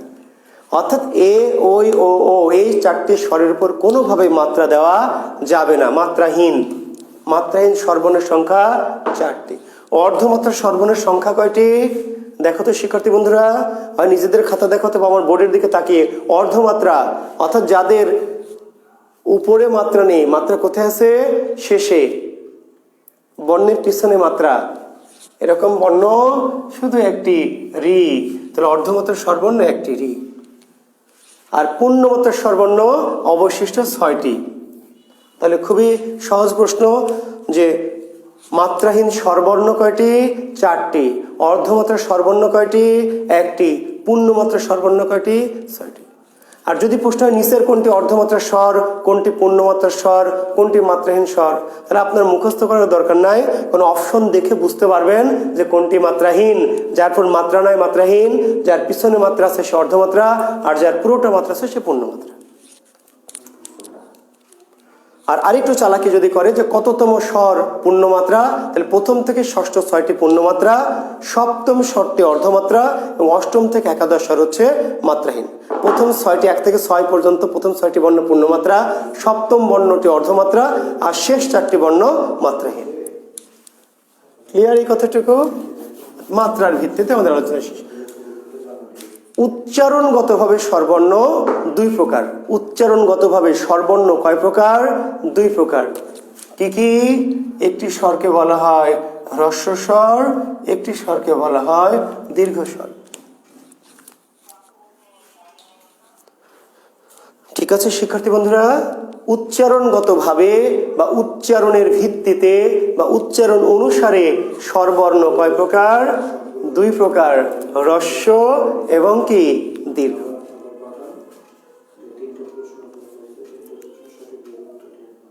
ঠিক আছে। হ্রস্ব শব্দের অর্থ কি? হ্রস্ব ছোট, অল্প, কম, আর দীর্ঘ মানে কি? বড়, বেশি। তাহলে উচ্চারণগতভাবে বা উচ্চারণের ভিত্তিতে স্বরবর্ণকে আমরা 2 ভাগে ভাগ করেছি, হ্রস্ব এবং দীর্ঘ। তাহলে এই যে 11টি স্বরবর্ণ, এদের মাঝে কিছু আছে ছোট স্বর, হ্রস্ব স্বর, আর কিছু আছে দীর্ঘ স্বর মানে বড় স্বর। এটা কিসের ভিত্তিতে? ওজনের ভিত্তিতে না সাইজের ভিত্তিতে, আকারের ভিত্তিতে? উচ্চারণের ভিত্তিতে। অর্থাৎ এই স্বরগুলোর মাঝে কিছু স্বরকে দ্রুত উচ্চারণ করতে হয়, ছোট করে উচ্চারণ করতে হয়, আর কিছু স্বরকে কি বড় করে উচ্চারণ করতে হয়। 11টি স্বরবর্ণ যখন আমরা উচ্চারণ করব, কিছু স্বরকে তাড়াতাড়ি করে দ্রুত করে উচ্চারণ করতে হবে, আর কিছু স্বরকে একটু কি দীর্ঘ করে উচ্চারণ করতে হবে। তা আমরা হয়তো সবসময় এই উচ্চারণ কৌশলগুলি মেনে চলি না, কারণ ব্যক্তিগত জীবনে, পারিবারিক জীবনে বা ব্যবহারিক জীবনে আমরা এগুলো ওইভাবে প্রয়োগ করি না। আমরা সাধারণ মানুষ যেমন খুশি তেমন উচ্চারণ করি। কিন্তু যারা উচ্চারণ বিশেষজ্ঞ, আবৃত্তিকার, ভাষাবিদ বা যারা সুন্দর করে কথা বলতে চায়, তারা কিন্তু এগুলি মেনে উচ্চারণ করে, বিধায় তাদের উচ্চারণ সুন্দর হয়। তো আমরা অত কিছু যদি নাও করি, ব্যবহার না করি, কিন্তু জেনে রাখতে হবে পরীক্ষার জন্য যে হ্রস্ব স্বরের সংখ্যা কয়টি, দীর্ঘ স্বরের সংখ্যা কয়টি। তাহলে বাংলা বর্ণমালায় 4টি স্বরকে নাম দেওয়া হয়েছে হ্রস্ব স্বর, অর্থাৎ 4টি স্বর উচ্চারণ করতে অল্প সময় লাগে। কোন কোন স্বর 4টি? এই যে প্রথম থেকে শুরু করে একটা পর পর, খুবই সিম্পল ইকুয়েশন। 4টি স্বর হ্রস্ব স্বর। কি কি? প্রথম থেকে শুরু করে একটা পর পর। তাহলে অ, তারপর হ্রস্ব ই, তারপর হ্রস্ব, তারপরে রি, এই 4টি স্বরের নাম হ্রস্ব স্বর। তাহলে প্রশ্ন করবে কোন স্বর উচ্চারণে অল্প সময় লাগে, নিচের কোন স্বর দ্রুত উচ্চারিত হয়? তাহলে যেগুলি হ্রস্ব স্বর সেগুলি দ্রুত উচ্চারিত হয়, সেগুলি উচ্চারণে কম সময় লাগে। আর কোনটি কোনটি মনে রাখার দরকার নেই, স্বরবর্ণ প্রথম থেকে একটা পর পর। আর যদি মনে থাকে অ, ই, উ, রি, অ, ই, উ, রি 4টি হ্রস্ব, মনে না থাকলে প্রথম থেকে প্রথমটা, তারপরে একটা বাদ, অর্থাৎ প্রথম, তৃতীয়, পঞ্চম, সপ্তম। প্রথম, তৃতীয়, পঞ্চম আর সপ্তমে 4টি স্বর হ্রস্ব স্বর। আর বাকিগুলি কি দীর্ঘ। তাহলে দীর্ঘ স্বরের সংখ্যা কয়টি? 7টি। দীর্ঘ স্বরের সংখ্যা 7টি। কোন 7টি দীর্ঘ মনে রাখবেন না, পরীক্ষা এলে উত্তর দেবেন। কেমনে? এই 4টি হ্রস্ব বাদ দিলে যেগুলো থাকবে। হ্রস্ব 4টি মনে রাখবেন, তাহলে হ্রস্ব কোনটি তাও পারবেন, দীর্ঘ কোনটি, তখন হ্রস্বগুলো বাদ দিলে যেটা থাকবে সেটা দীর্ঘ। এর নাম কৌশল বা টেকনিক, খুবই ইজি কৌশল। 2 ভাগে ভাগ, 4টি হ্রস্ব 7টি দীর্ঘ। হ্রস্ব 4টি যদি মনে রাখি তাহলে হ্রস্ব এলে হ্রস্ব উত্তর দিব, আর দীর্ঘ যদি আসে তাহলে হ্রস্বগুলো বাদ দিয়ে যেটা থাকবে সেটা দীর্ঘ। তাহলে কোন স্বর উচ্চারণে বেশি সময় লাগে, কোন স্বর টেনে উচ্চারণ করতে হয়, তখন দীর্ঘ স্বরগুলি উত্তর হবে। কথা কি পরিষ্কার?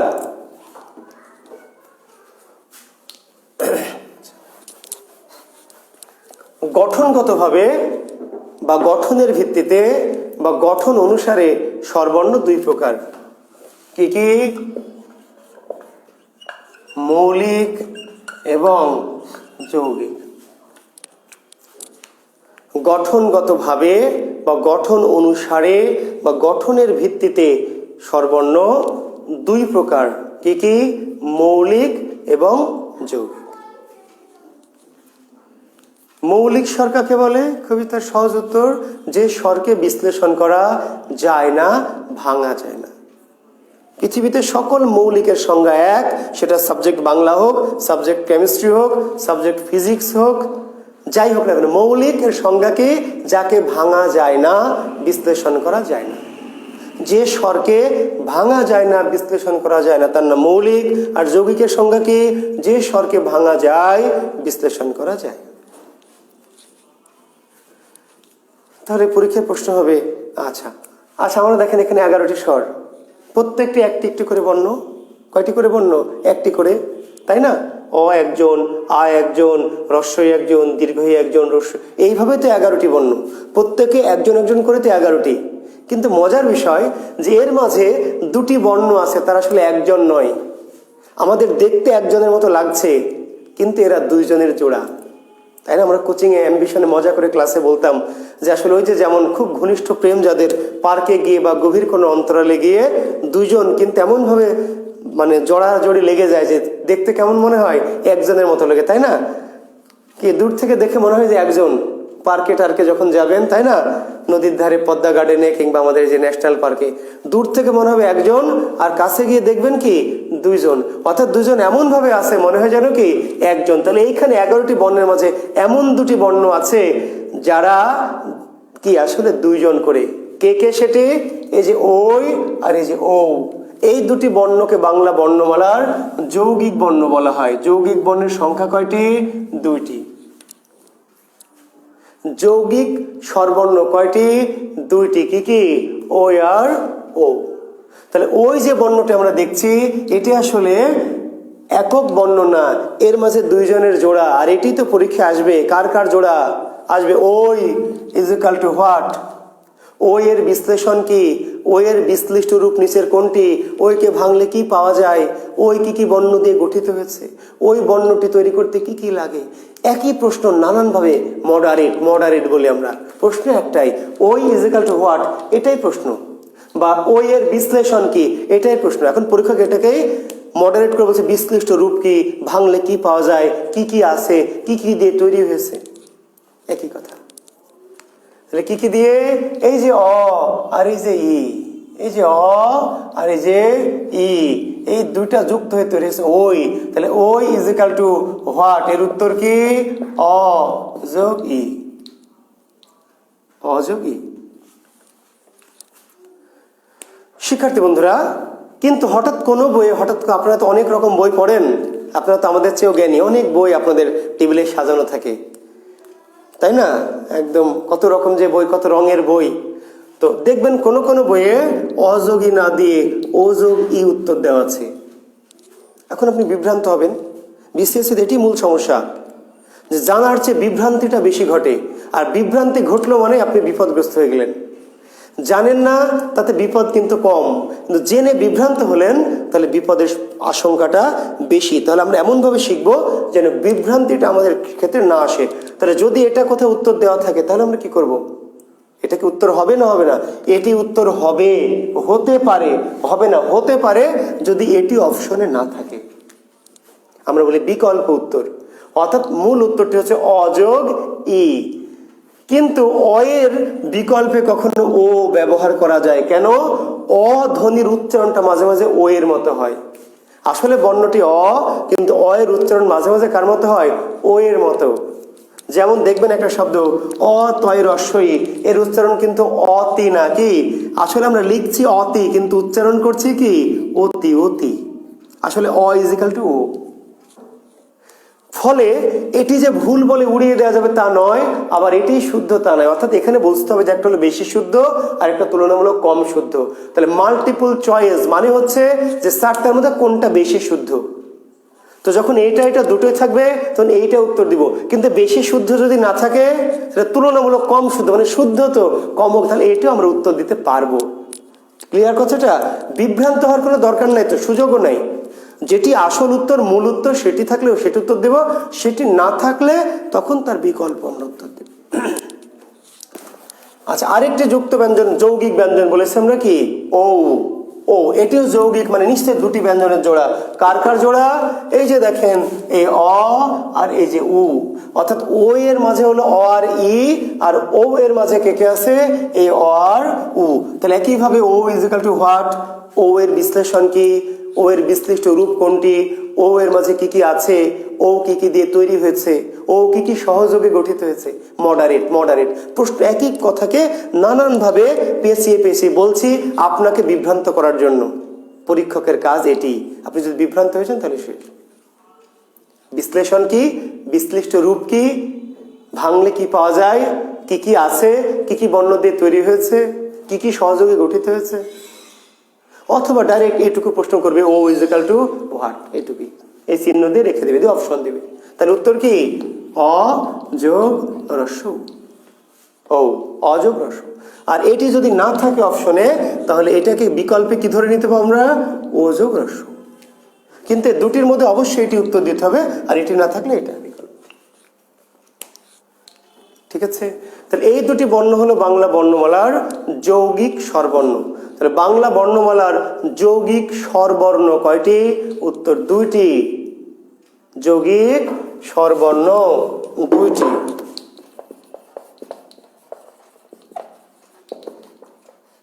স্বরবর্ণ দুটি।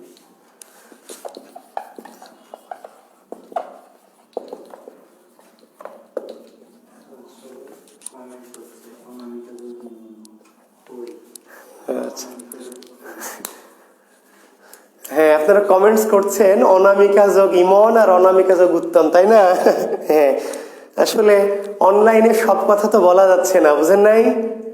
হ্যাঁ, যেহেতু একটু ভার্চুয়াল জগৎ, এগুলো থেকে যাবে। আমি ক্লাসে হয়তো অনেক কিছুই বলি, মজা করি, একটু আনন্দ করি, একটু ফাজলামিও করি আপনাদের সাথে, তাই না? করি না? তখন আমি হয়তো বয়স ভুলে যাই, অনেক কিছুই ভুলে যাই, আপনাদের সাথে একটু মজা করি, ফাজলামি করি। কিন্তু এই ক্লাসে, অনলাইন ক্লাসে আসলে অনেক কথাই হয়তো একটু সেন্সর করে বলছি। যে কথাগুলো আমি মজা দেওয়ার জন্য বলি, সেগুলি সেন্সর করে নিচ্ছি, কারণ এগুলি অনেক হাই প্রোফাইল হয়তো চলে যেতে পারে। অনেকে হয়তো দেখা গেল যে, আমি যেহেতু একটু সরকারি ক্যাডার কর্মকর্তা, হয়তো ক্লাসগুলি দেখা গেল যে কোনো উচ্চ সচিবের কাছে চলে গেল। তো এমন কিছুই বলি যেটি ক্লাসে হয়তো মজা করার জন্যই বলি বা বোঝানোর জন্য, কিন্তু সেই কথাগুলি হয়তো অনেকটাই একটু কম সেন্সার্ড থাকে। তো সেগুলি একেবারে সবার কাছে পৌঁছে যাক, এটি চাচ্ছি না বলেই হয়তো কিছু কথা অনলাইন ক্লাসে বলছি না। তারপরে আপনারা যারা আমার ক্লাস হয়তো আগে করেছেন, তারা ওখান থেকে জিনিসটা হয়তো কমেন্টস করছেন। তো যাই হোক, হ্যাঁ, অতে আমরা সিম্বল দিয়েছিলাম অনামিকা, আর ইতে দিয়েছিলাম ইমন। ওই যে বললাম যে দুইজন যে জোড়া লেগে থাকে, এর একজন অনামিকার, একজন কি ইমন, তাই না? তো আমরা ক্লাসে সিম্বলিকভাবে এগুলো বলে থাকি সাধারণ ক্লাসে, গসিপ আকারে। কিন্তু যখন একটি এই ধরনের ফর্মাল ক্লাস নিচ্ছি, তখন ওই ধরনের সব কথা হয়তো একটু অ্যাভয়েড করছি। আচ্ছা, তো ঠিক আছে, আমরা চলে আসছি এবারে যৌগিক স্বরবর্ণ দুইটি, কিন্তু যৌগিক স্বরধ্বনি কয়টি? প্রশ্ন দুটো খেয়াল করবেন, যৌগিক স্বরবর্ণ আর যৌগিক স্বরধ্বনি। অনেকে কিন্তু প্রশ্নকে এক মনে করে। এই যে আপনাদের সমস্যা কোথায়, যে যে কাছাকাছি যে বিষয়গুলো, সেগুলো বুঝতে পারেন না, পার্থক্যটা বোঝেন না বলেই প্রশ্ন এক মনে করেন, উত্তর নিয়ে বিভ্রান্ত হন। যৌগিক স্বরবর্ণ কয়টি? দুইটি। যৌগিক স্বরধ্বনি কয়টি? তার উত্তর হচ্ছে 25টি। এখন অনেকেই বলছে, স্যার এই যৌগিক স্বর এক বইয়ে দেখলাম 2টি, এক বইয়ে দেখলাম 25টি, কোনটা উত্তর? বলছি, বাবা দুইটাই। দুইটাই, তাহলে পরীক্ষা আসলে কোনটা দিব? আসলে দুইটাই উত্তর, কিন্তু প্রশ্নও দুইটা, উত্তরও দুইটা, প্রশ্নও দুইটা। প্রশ্ন অনুযায়ী উত্তর, অর্থাৎ প্রশ্ন যদি যৌগিক স্বরবর্ণ কয়টি, তার উত্তর দুটি। স্বরবর্ণ, যৌগিক স্বরবর্ণ দুইটি। কিন্তু যৌগিক স্বরধ্বনি কয়টি, তার উত্তর হচ্ছে 25টি। ঠিক আছে? আবার একজন বিশেষ ভাষাবিদ, ধ্বনিবিদ আব্দুল হাই, তার মতে 31টি। তো সেটি বিকল্প। আসলে সবার মতে 25টি যৌগিক স্বরধ্বনি, একজন ভাষাবিদের মতে 31টি। যদি 25টি কখনো কোনো অপশনে না খুঁজে পান, তাহলে উত্তর দিতে হবে 31টি। কিংবা এমনও যদি প্রশ্ন করে, আব্দুল হাইয়ের মতে যৌগিক স্বরধ্বনি কয়টি, প্রশ্ন করতে পারে।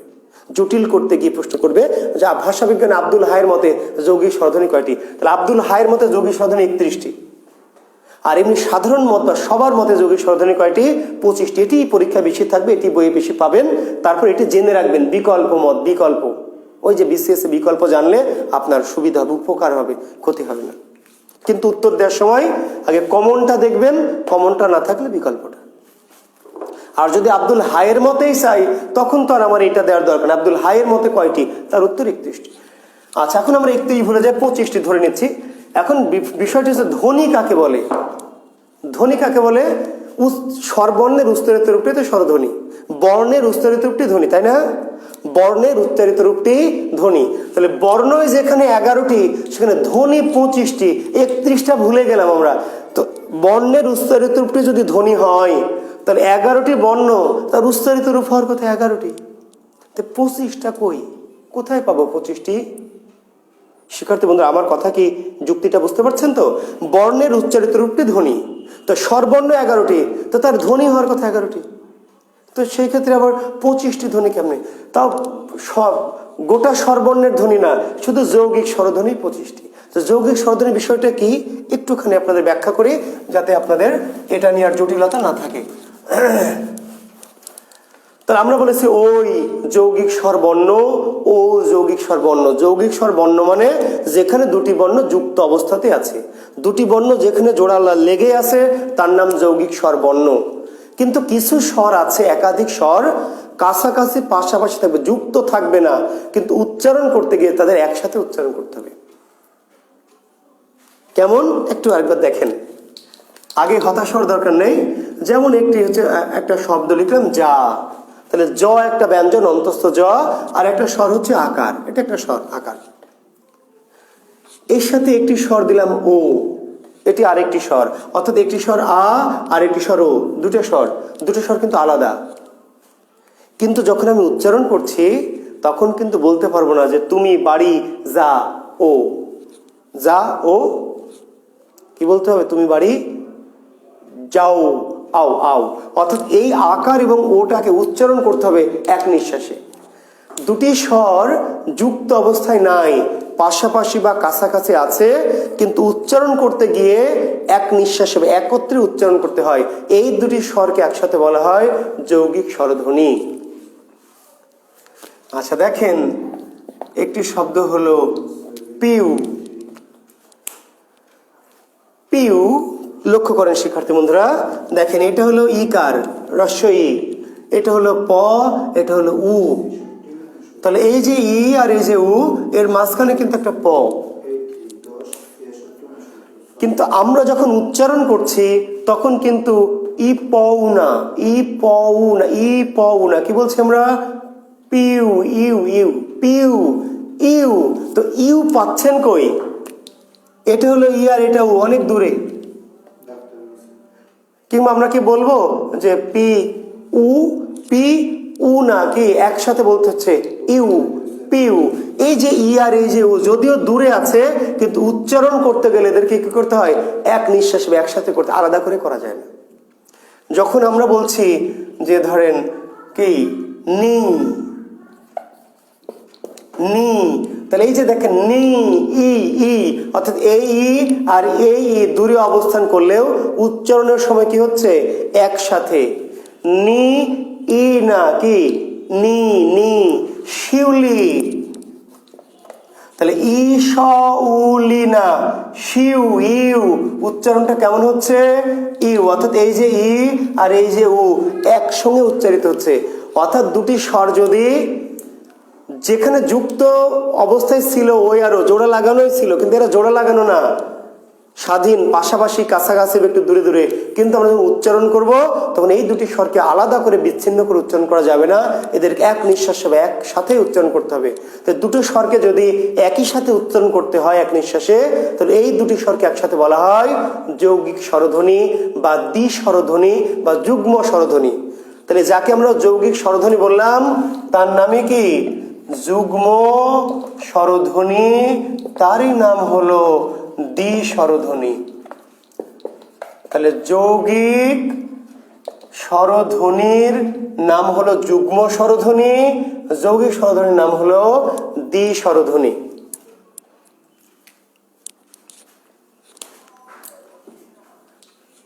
তাহলে নিচের কোনটি যৌগিক স্বরধ্বনি, কোনটি দ্বি-স্বরধ্বনি, কোনটি যুগ্ম স্বরধ্বনি? তাহলে এখানে যুক্ত থাকবে না, থাকবে কাছাকাছি পাশাপাশি দুটো আলাদা আলাদা স্বরবর্ণ, কিন্তু উচ্চারণ করতে গেলে তাদেরকে আলাদা করে উচ্চারণ না করে একসাথে উচ্চারণ করতে হবে। এই ধরনের ঘটনা যেখানে ঘটবে সেই স্বরধ্বনিকে কি বলতে হবে? যৌগিক। এমন স্বরধ্বনির সংখ্যা কয়টি? 25টি। ওই যে দি, নি, সুই, থুই, পুই, রুই, চুই, যাও, আও, পাও, খাও, শিউ, বিউ, টিউ, এই টাইপের ধ্বনি 25টি। তাহলে আমরা শিখলাম যৌগিক স্বরবর্ণ দুইটি, যেই দুইটি বর্ণমালার মধ্যে যুক্ত জোড়া লেগে তার অবস্থান করছে তারা যৌগিক স্বরবর্ণ। আর মূল মুক্ত স্বরবর্ণগুলিও মাঝে মাঝে শব্দের মাঝে কি হয়? দুটি স্বরবর্ণ একই সাথে একত্রে উচ্চারিত হয়, তখন ওই দুটি স্বরকে একসাথে বলা হয় যৌগিক স্বরধ্বনি বা দ্বিস্বরধ্বনি। এখন আমরা আসবো মৌলিক স্বরবর্ণ। কয়টি? মৌলিক স্বরবর্ণের সংখ্যা 7টি। মৌলিক স্বরবর্ণের সংখ্যা কয়টি? তার উত্তর দিব আমরা 7টি। শিক্ষার্থী বন্ধুরা, আমি আরেকবার এখানে আসি, একটু তাকান আমার দিকে। 11টি স্বরবর্ণ ছিল, তার দুটিকে আমরা বলেছি যৌগিক স্বরবর্ণ, এই দুটি যৌগিক। বাকি ছিল 9টি স্বরবর্ণ, 9টি যৌগিক, দুটি বাদ দিলে বাকি 9টি, কিন্তু মৌলিক স্বরবর্ণ 7টি। এর মধ্যে আবার এই যে দীর্ঘ ই, এই যে দীর্ঘ উ এবং রি, এই 3টি স্বর যৌগিকেও নাই, মৌলিকেও নাই। তাহলে ও আর ও যৌগিক, বাকি ছিল 9টি। 9টির মধ্যে দীর্ঘ ই, দীর্ঘ রি এরা মৌলিকও না, যৌগিকও না। তাহলে অবশিষ্ট স্বরগুলো কি কি একটু দেখেন। অ, তারপরে আ, তারপরে ই, উ, এ আর ও। আমি একটু দেখাই। ওই আর ও তো যৌগিক, আগে এই দুটা বাদ, বাকি 9টির মধ্যে দীর্ঘ ই, দীর্ঘ রি এরা যৌগিকের মধ্যেও পড়েনি, মৌলিকের মধ্যেও না। এর এমনি সাধারণ বর্ণ, এই ভাগের মধ্যে এদের কোনো স্থান নাই, মৌলিক না যৌগিক, এমনি বর্ণ। তাহলে আবার বাকি থাকলো যৌগিক, আর এই মৌলিক যৌগিক নয়, 3টা বাদ দিলে অ, আ, ই, উ, এ, ও, 6টি। মৌলিক স্বরবর্ণ বলা হচ্ছে 7টি। এখানে একটি বিশেষ বর্ণ দেখবেন যুক্ত হয়েছে পাঠ্যপুস্তকে, যার নাম হচ্ছে এ। এটাকে এ জফলা এ কিংবা কোনো বইয়ে আয়ে জফলা এ, দুইভাবে লেখা হয়। আমি এইভাবে লিখতে পছন্দ করি। কেন পছন্দ করি? কারণ এটা আসলে এর একটা রূপ। ঠিক আছে শিক্ষার্থী বন্ধুরা, কেন পছন্দ করি সেটা পরে বলছি, সে ব্যাখ্যা পরে দিচ্ছি। এখন দেখেন এ বা এ, এটা এ। এখন এ কি বর্ণমালায় কোথাও আছে? স্বরবর্ণের মাঝে এ নামক কোনো বর্ণ কি পেয়েছেন কোথাও? তাহলে এটাকে আমি কেন ধরবো? আসলে এটা নাই, এই বর্ণটা নাই, মৌলিকের মধ্যে নাই, বর্ণমালাই নাই। তাহলে 6টি না ধরে 7টি কেন ধরছি? শিক্ষার্থী বন্ধুরা, এই একে 2 রূপে গুনতে হবে। এর 2টা রূপ, 2টা পার্ট, ডবল পার্ট বলে আমরা, ডবল অভিনয়। আমি মজা করে ক্লাসে বলি, সরাসরি ক্লাস থাকলে আপনাদের সাথে ওই যে বললাম যে কিছু ফান করি, কিছু ফাজলামি করি, যে যেমন একে বলি মোশাররফ করিম, অর্থাৎ এ বেটা মোশাররফ করিম, ও নিজে একবার বাপ, নিজে একবার বেটা। কিংবা এ মোশাররফ করিম ওই জমজ, একটা স্টাইলিশ জমজ আর একটা হ্যাবলা ক্যাবলা জমজ, অর্থাৎ একটাই, আমি একজন অভিনেতাই নিয়েছি কিন্তু চরিত্র করাচ্ছি কয়টা? 2টা। ঠিক তেমনি এখানে এ একটা বর্ণ, কিন্তু এর আসলে অভিনয় কয়টা? 2টা। ফলে একে 2বার আমরা চরিত্র হিসাবে গুনছি, একটা এ হিসাবে আর একবার কি এই এ হিসাবে। অর্থাৎ এ একবার এ আর একবার এ সবসময় এ না। যেমন ধরেন আমরা যখন বলছি এ কি রস্বই, এর উচ্চারণ হচ্ছে এই, এই, কিন্তু এর উচ্চারণ এক নাকি এক, এক। তাহলে এই এ কিন্তু এ, আর এই এ কিন্তু এ না, কি এই এ। যদি না বোঝেন তাহলে বিপাকে পড়বেন। কেন? পরীক্ষায় প্রশ্ন হবে নিচের কোন শব্দে এ ধ্বনি আছে, বা নিচের কোনটি এ ধ্বনির উদাহরণ। এখন আপনি যখন অপশনে খুঁজবেন যে দেখি তো এ কোথায় আছে, 4টায় তো অপশন এ নাই, 40টাতে এ থাকবে না, 4000 অপশন থাকলেও কোথাও এ থাকবে না। কিন্তু প্রশ্ন করেছে নিচের কোন শব্দটি এ ধ্বনির উদাহরণ, বা কোন শব্দে এ ধ্বনি আছে। শিক্ষার্থী বন্ধুরা, আসলে এই এ দেখে আপনাকে বুঝতে হবে যে কোন এ আর কোন এ কি এ। 4টা অপশনে এই থাকবে, কিন্তু এর মাঝে খুঁজতে হবে যে কোন এটা এ। তাহলে এই যে দেখেন এ কয়াকার, তাহলে এটা একা না কি একা, একা। একা একা কেন ভালো লাগে না বলা যাবে কি?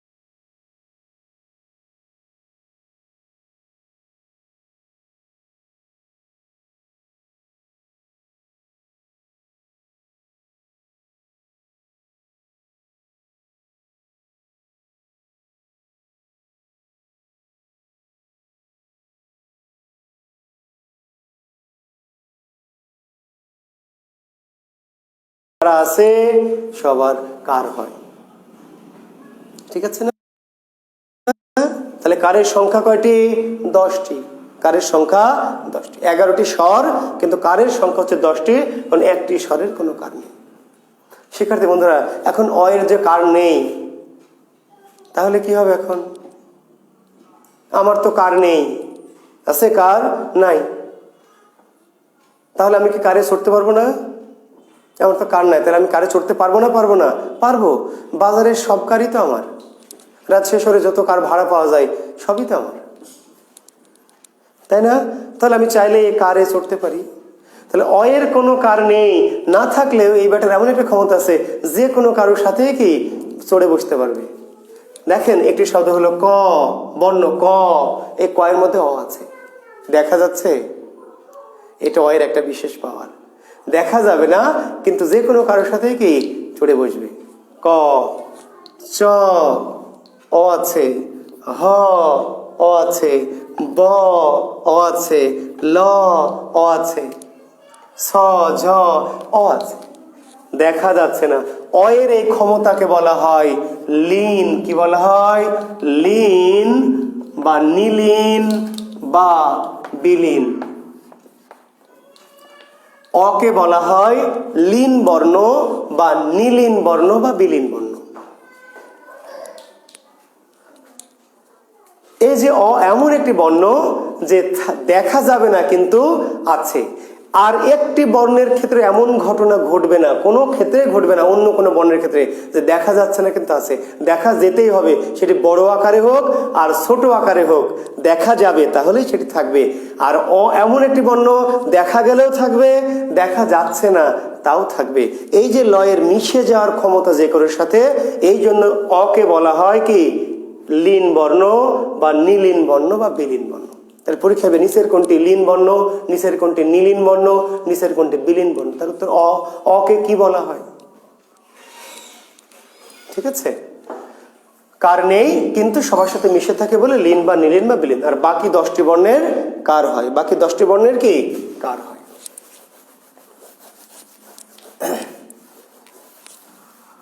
এখন পরীক্ষায় হয়তো আমাদের এই যে মৌলিক স্বর যে আমরা 7টি বলেছি, এইটাকে একটা আমরা প্রতিকায়িত করতে চাই। এখানে একটু তোমরা একটু লিখে নিবে আমার সাথে। ই, এ, এ, লিখবে হলো উ ও অ, আর লিখবে হচ্ছে আ। তোমরা যারা হয়তো আগে আমার ক্লাস করেছো অ্যাম্বিশনে, তারা এই জিনিসটা নিশ্চয় জানো। একটি খুব জটিল জিনিস, কিন্তু আমরা সরল করে এখানে উপস্থাপন করব। একটু ছকটা দ্রুত একটু আঁকিয়ে নিবে। এটি করলে আমাদের আজকের ক্লাস মোটামুটি শেষ হয়ে যাবে। স্বরবর্ণ সম্পর্কিত আলোচনাটা আমাদের আশা করছি মোটামুটি আমরা শেষ করব। আগামী দিন আগামী ক্লাসে আমরা ব্যঞ্জন বর্ণ, যুক্ত ব্যঞ্জন, এগুলো নিয়ে কথাবার্তা বলব। একটু ছকটা আমরা করে ফেলি। ই, এ, এ, উ ও অ, আ।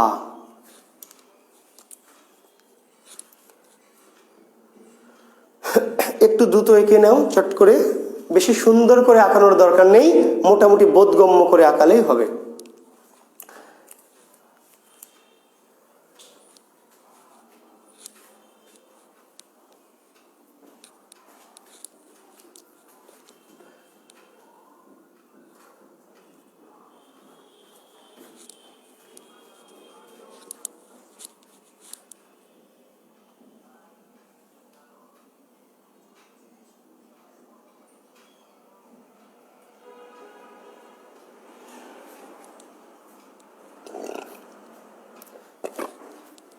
হয়েছে আশা করছি। এখন এই ছকের নিচ দিয়ে তোমরা লেখো, আমার তো জায়গা নেই, আমি পাশে লিখছি, তোমরা এই ছকের নিচে লেখো যে জিহ্বার অবস্থানের ভিত্তিতে, জিহ্বার অবস্থানের ভিত্তিতে। দেখো তো শেষ পর্যন্ত দেখা যাচ্ছে কিনা বোর্ডটা। আচ্ছা, তাহলে আপনারা নিজ দিয়ে কি লিখবেন? জিহ্বার অবস্থানের ভিত্তিতে মৌলিক স্বর 3 ধরনের। এই মৌলিক স্বরগুলিকে আমরা আবার একটু ভাগ করব। আমরা আগে বর্ণকে ভাগ করেছিলাম, স্বরবর্ণকে, তাই না? এবার ভাগ করছি কাকে? মৌলিক স্বরবর্ণকে। কিভাবে ভাগ করছি? জিহ্বার অবস্থানের ভিত্তিতে, অর্থাৎ আমাদের জিহ্বাটা কোথায় অবস্থান করে তারপর ভিত্তি করে মৌলিক স্বর 3 ধরনের। জিহ্বার অবস্থানের ভিত্তিতে মৌলিক স্বর কয় ধরনের? 3 ধরনের। 3 ধরনের কি কি লিখবেন হলো সম্মুখ, লিখবেন হলো কেন্দ্রীয়, লিখবেন হলো পশ্চাৎ। সম্মুখ, কেন্দ্রীয়, পশ্চাৎ। জিহ্বার অবস্থানের ভিত্তিতে মৌলিক স্বর 3 ধরনের: সম্মুখ, কেন্দ্রীয়, পশ্চাৎ। সম্মুখ স্বরধ্বনি কয়টি? উত্তর 3টি। কি কি? এই যে ই এ এ। সম্মুখ স্বরধ্বনি কয়টি? 3টি। কি কি? ই এ এ। পশ্চাৎ স্বরধ্বনি কয়টি? 3টি। কোনটি? উ ও অ। তাহলে নিচের কোনটি পশ্চাৎ স্বরধ্বনি? তাহলে উ ও অ। এই 3টার যে কোনো একটা থাকতে পারে, 3টা দিয়ে সবগুলো বলতে পারে। আবার এমনও বলতে পারে কোনটি পশ্চাৎ স্বরধ্বনি নয়, কোনটি পশ্চাৎ স্বরধ্বনি নয়। তো নয় কোনটি? এই 3টা বাদ দিয়ে দুনিয়ার যেটাই থাকবে সেটি পশ্চাৎ নয়। আমরা জানবো পশ্চাৎগুলি, জানলেই পশ্চাৎ নয় পারবো। আমরা সম্মুখ জানবো, তাহলে কোনটি সম্মুখ? ই এ এ 3টার যে কোনো একটা, অথবা 3টা থাকবে ক খ গ এ দিয়ে বলবে সবগুলি। আবার বলতে পারে কোনটি সম্মুখ নয়, তাহলে এই 3টা বাদ দিয়ে যেটি থাকবে সেটি সম্মুখ নয়, সেটা যেটাই সেটা থাকবে। আর কেন্দ্রীয় স্বরধ্বনি কয়টি? 1টি। কোনটি? আ। তাহলে প্রশ্ন করবে পিএসসি নিচের কোনটি কেন্দ্রীয় স্বরধ্বনি, বা আ কি ধরনের স্বরধ্বনি? তাহলে কেন্দ্রীয়। তাহলে সম্মুখ ই এ আই এ, পশ্চাৎ উ ও অ, আর কেন্দ্রীয় কি? আ। একটু শখটা একটু মাথায় রাখবেন, তাতে অনেকটা লাভ হবে। আরেকটি কথা লিখবেন এবার, জিহ্বার উচ্চতার ভিত্তিতে, জিহ্বার উচ্চতার ভিত্তিতে মৌলিক স্বর 4 ধরনের। জিহ্বার উচ্চতার ভিত্তিতে মৌলিক স্বর, একটু আগে বললাম আমরা কিসের ভিত্তিতে? অবস্থানের ভিত্তিতে, জিহ্বা কোথায় অবস্থান করে। আর এবার বলছে জিহ্বার উচ্চতা, উচ্চতার ভিত্তিতে মৌলিক স্বর 4 ধরনের। কি কি? দেখেন আমরা একটা 4 তলা বিল্ডিং বানিয়েছি। কয়তলা বিল্ডিং? 4 তলা। উপরে যারা আছে তারা উচ্চ, নিচে যারা আছে নিম্ন, মাঝে যারা আছে মধ্য। কিন্তু মধ্যের মধ্যে একটা আছে হলো উচ্চ মধ্য, আর একটি আছে কি? নিম্ন মধ্য। উপরে হলো উচ্চ, নিচে হলো নিম্ন, মাঝে যারা তারা মধ্য। মাঝে যারা একটু উচ্চের কাছে তার উচ্চ মধ্য, যারা একটু নিম্নের কাছে তারা কি? নিম্ন মধ্য। তাহলে জিহ্বার উচ্চতার ভিত্তিতে মৌলিক স্বর 4 ধরনের: উচ্চ, উচ্চ মধ্য, নিম্ন মধ্য, নিম্ন। তাহলে উচ্চ স্বর কি কি? ই উ, ই উ, ই উ উচ্চ স্বর। উচ্চ মধ্য এ ও, নিম্ন মধ্য এ অ, আর নিম্ন কি? আ। সিম্পল। উপরে উচ্চ, উচ্চ মধ্য, নিম্ন মধ্য, নিম্ন।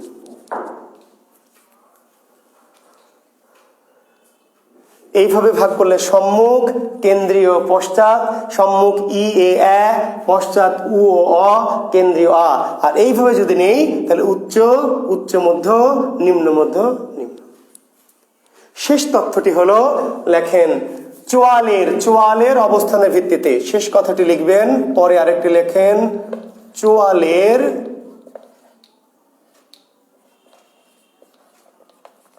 চোয়ালের অবস্থানের ভিত্তিতে মৌলিক স্বর 4 ধরনের। চোয়ালের অবস্থানের ভিত্তিতে, কিসের ভিত্তিতে? এই যে আমাদের চোয়াল, এই যে খুলছি বা বন্ধ করছি, চোয়ালের অবস্থানের ভিত্তিতে মৌলিক স্বর 4 ধরনের।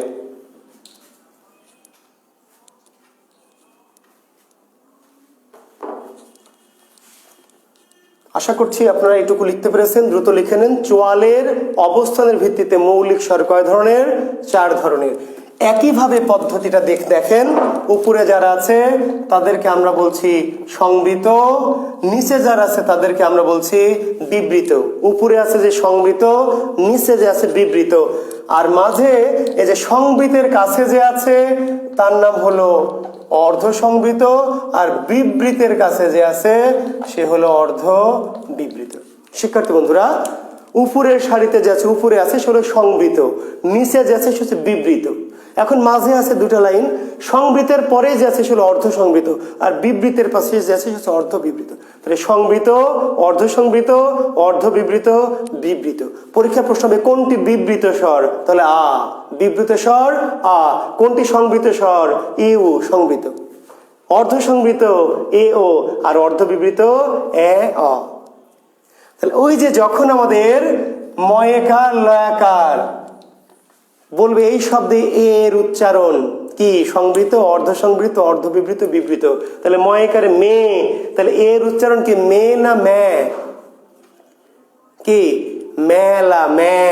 তাহলে এই এর উচ্চারণ কি এই যে অর্ধবিবৃত, অর্ধবিবৃত। কিন্তু দয়েকার তালবস দেশ, এখানে এর উচ্চারণ কি দেশ না দেশ? দেশ এ। তাহলে এই এর উচ্চারণ হচ্ছে এই যে অর্ধসংবৃত। পরীক্ষায় আসবে এ যখন এ হিসাবে হবে তখন সে হচ্ছে অর্ধসংবৃত এ, আর এ থাকবে কিন্তু উচ্চারণটা হবে কার মতো? এর মতো, তখন অর্ধবিবৃত। কারণ এ হচ্ছে এ এবং অ কি অর্ধবিবৃত, এ এবং অ অর্ধবিবৃত, এ ও কি অর্ধসংবৃত, ই উ সংবৃত, আর আ বিবৃত। তো আমরা এত কিছু মনে রাখবো না, এত জটিল তথ্য আমরা মনে রাখবো না, আমরা ভুলে যাব। আমরা সিম্পলি 7টি বর্ণ, শিক্ষার্থী বন্ধুদের মনোযোগ দাও, লেখা বন্ধ করে দাও, আমি যা বলছি শুনে নাও লাস্ট মিনিট। অর্থাৎ আমরা আসলে 7টি বর্ণ পরীক্ষায় মনে রাখবো। কিভাবে মনে রাখবো? ই এ মনে রাখবো, উ ও অ আর আ, এই 7টি বর্ণ মনে রাখলে এখান থেকে যা প্রশ্ন আসবে তুমি উত্তর দিতে পারবে। প্রশ্নের এক কোনায় 7টি বর্ণ লিখে নিবে, শেষ। প্রশ্নের এক কোণে আমরা যোগ করি, গুণ করি, ভাগ করি, করি না এরকম অনেক সময়, বড় বড় গুণ, বড় প্রশ্নের কোণায় করে কেটে দিই, 7টি বর্ণ লিখে নেবেন, শেষ। আসবে সম্মুখ স্বর, এই যে ইয়ে সম্মুখ স্বর, সম্মুখ, এই 3টা কি পশ্চাৎ, এটা কি কেন্দ্রীয়। তাহলে কোনটি কেন্দ্রীয় স্বর, কোনটি সম্মুখ স্বর, কোনটি পশ্চাৎ, কোনটি উচ্চ স্বর? এই যে উপরে আছে উচ্চ, তারপর কি উচ্চ মধ্য, তারপর নিম্ন মধ্য, তারপর নিম্ন। তাহলে কোনটি নিম্ন? এই যে নিম্ন। কোনটি উচ্চ? এই যে উচ্চ। কোনটি উচ্চ মধ্য, কোনটি নিম্ন মধ্য। এবার সংবৃত, এই যে উপরের দুটো সংবৃত, একইভাবে সংবৃত, অর্ধসংবৃত, অর্ধবিবৃত, বিবৃত। সংবৃত, অর্ধসংবৃত, ওই একইভাবে উচ্চ, উচ্চ মধ্য, নিম্ন মধ্য, নিম্ন, একই স্টাইলে সংবৃত, অর্ধসংবৃত, অর্ধবিবৃত, বিবৃত। তো এখানে যেটা বলছিলাম যে যেহেতু শব্দে থাকবে না, থাকবে কিন্তু এ, এ দেখবেন উচ্চারণটা এর মতো, তাহলে এই যে এ তাহলে অর্ধসংবৃত, আর এর উচ্চারণ এর মতো তাহলে অর্ধবিবৃত। একইভাবে দেখেন অতি, অতি না কিন্তু কি অতি, তাহলে এই অ কিন্তু অ না কি ও, তাহলে অর্ধসংবৃত। আপনি ধরা খাবেন। কেন ধরা খাবেন? এই জন্য ধরা খাবেন, আপনি তো দেখবেন যে অ আছে, অ তাহলে অর্ধবিবৃত, আসলে এটা অ কিন্তু উচ্চারণটা কি অতি না কি অতি ও, তাহলে এটা ধরতে হবে। এই জন্য তো ছাত্ররা ধরা খায়। কেন শিক্ষার্থীরা ভুল করে? এই যে জন্য উচ্চারণটা দেখে কিন্তু সংবৃত বিবৃত উচ্চারণের পর। আবার যেখানে অজানা সেটা আবার ও জানা না, যে আমার অনেক কিছুই ও জানা রয়ে গেছে, ও জানা না তাহলে অ যখন আমরা বলছি ধরেন অমিল, তখন ও মিল না কিন্তু কি অমিল, তাহলে অ। কিন্তু যখন আমরা বলছি এটা অভ্যাস না কিন্তু কি অভ্যাস, ও, তাহলে একই অ হতে পারে, ও হতে পারে। আপনি উচ্চারণ দেখে দেখবেন যে অ যদি অ এর মতো হয় তাহলে অর্ধবিবৃত, আর অ যদি ও এর মতো হয়ে যায় তাহলে অর্ধসংবৃত। একইভাবে এ যদি এর মতোই হয় তাহলে অর্ধ কি সংবৃত, এই যে সারিতে, আর এ কিন্তু এর মতো হয়েছে তাহলে অর্ধ বিবৃত। এই কথাগুলি একটু ধীরে সুস্থে মাথায় নিয়ে নিজের একটু প্র্যাকটিস করবেন, ঠিক আছে শিক্ষার্থী বন্ধুরা? তো আজকে আর নয়, আমার আবার আরেকটি প্রোগ্রাম আছে তোমাদের সাথে। আশা করছি স্বরবর্ণ নিয়ে কথাবার্তা বললাম। এরপরেও যদি স্বরবর্ণ নিয়ে তোমাদের কোনো কিছু মনে হয় যে কিছু তোমাদের কোশ্চেন বা কৌতূহল আছে, আগামী ক্লাসের শুরুতেই প্রয়োজনে 5-7 মিনিট আমরা স্বরবর্ণ নিয়ে তোমাদের কোনো কোশ্চেন থাকলে এটুকু নিয়ে নিব, ঠিক আছে? নিয়ে আমরা ব্যঞ্জনের আলোচনায় যাব। তো ভালো থেকো তোমরা, তোমাদের সাথে আবার সামনের ক্লাসে। আর সামনের ক্লাসে ক্লাস টেস্ট হবে। এই যে আজকে যা পড়ালাম, যা বললাম, সেগুলির উপরে আগামী দিন কি ক্লাসের শুরুতে না শেষে, ক্লাসের শেষে আজকে যা পড়ালাম সেগুলো আগামী দিন ক্লাসের শেষে ক্লাস টেস্ট, ঠিক আছে? ওকে, ধন্যবাদ, ভালো থেকো, শুভরাত্রি।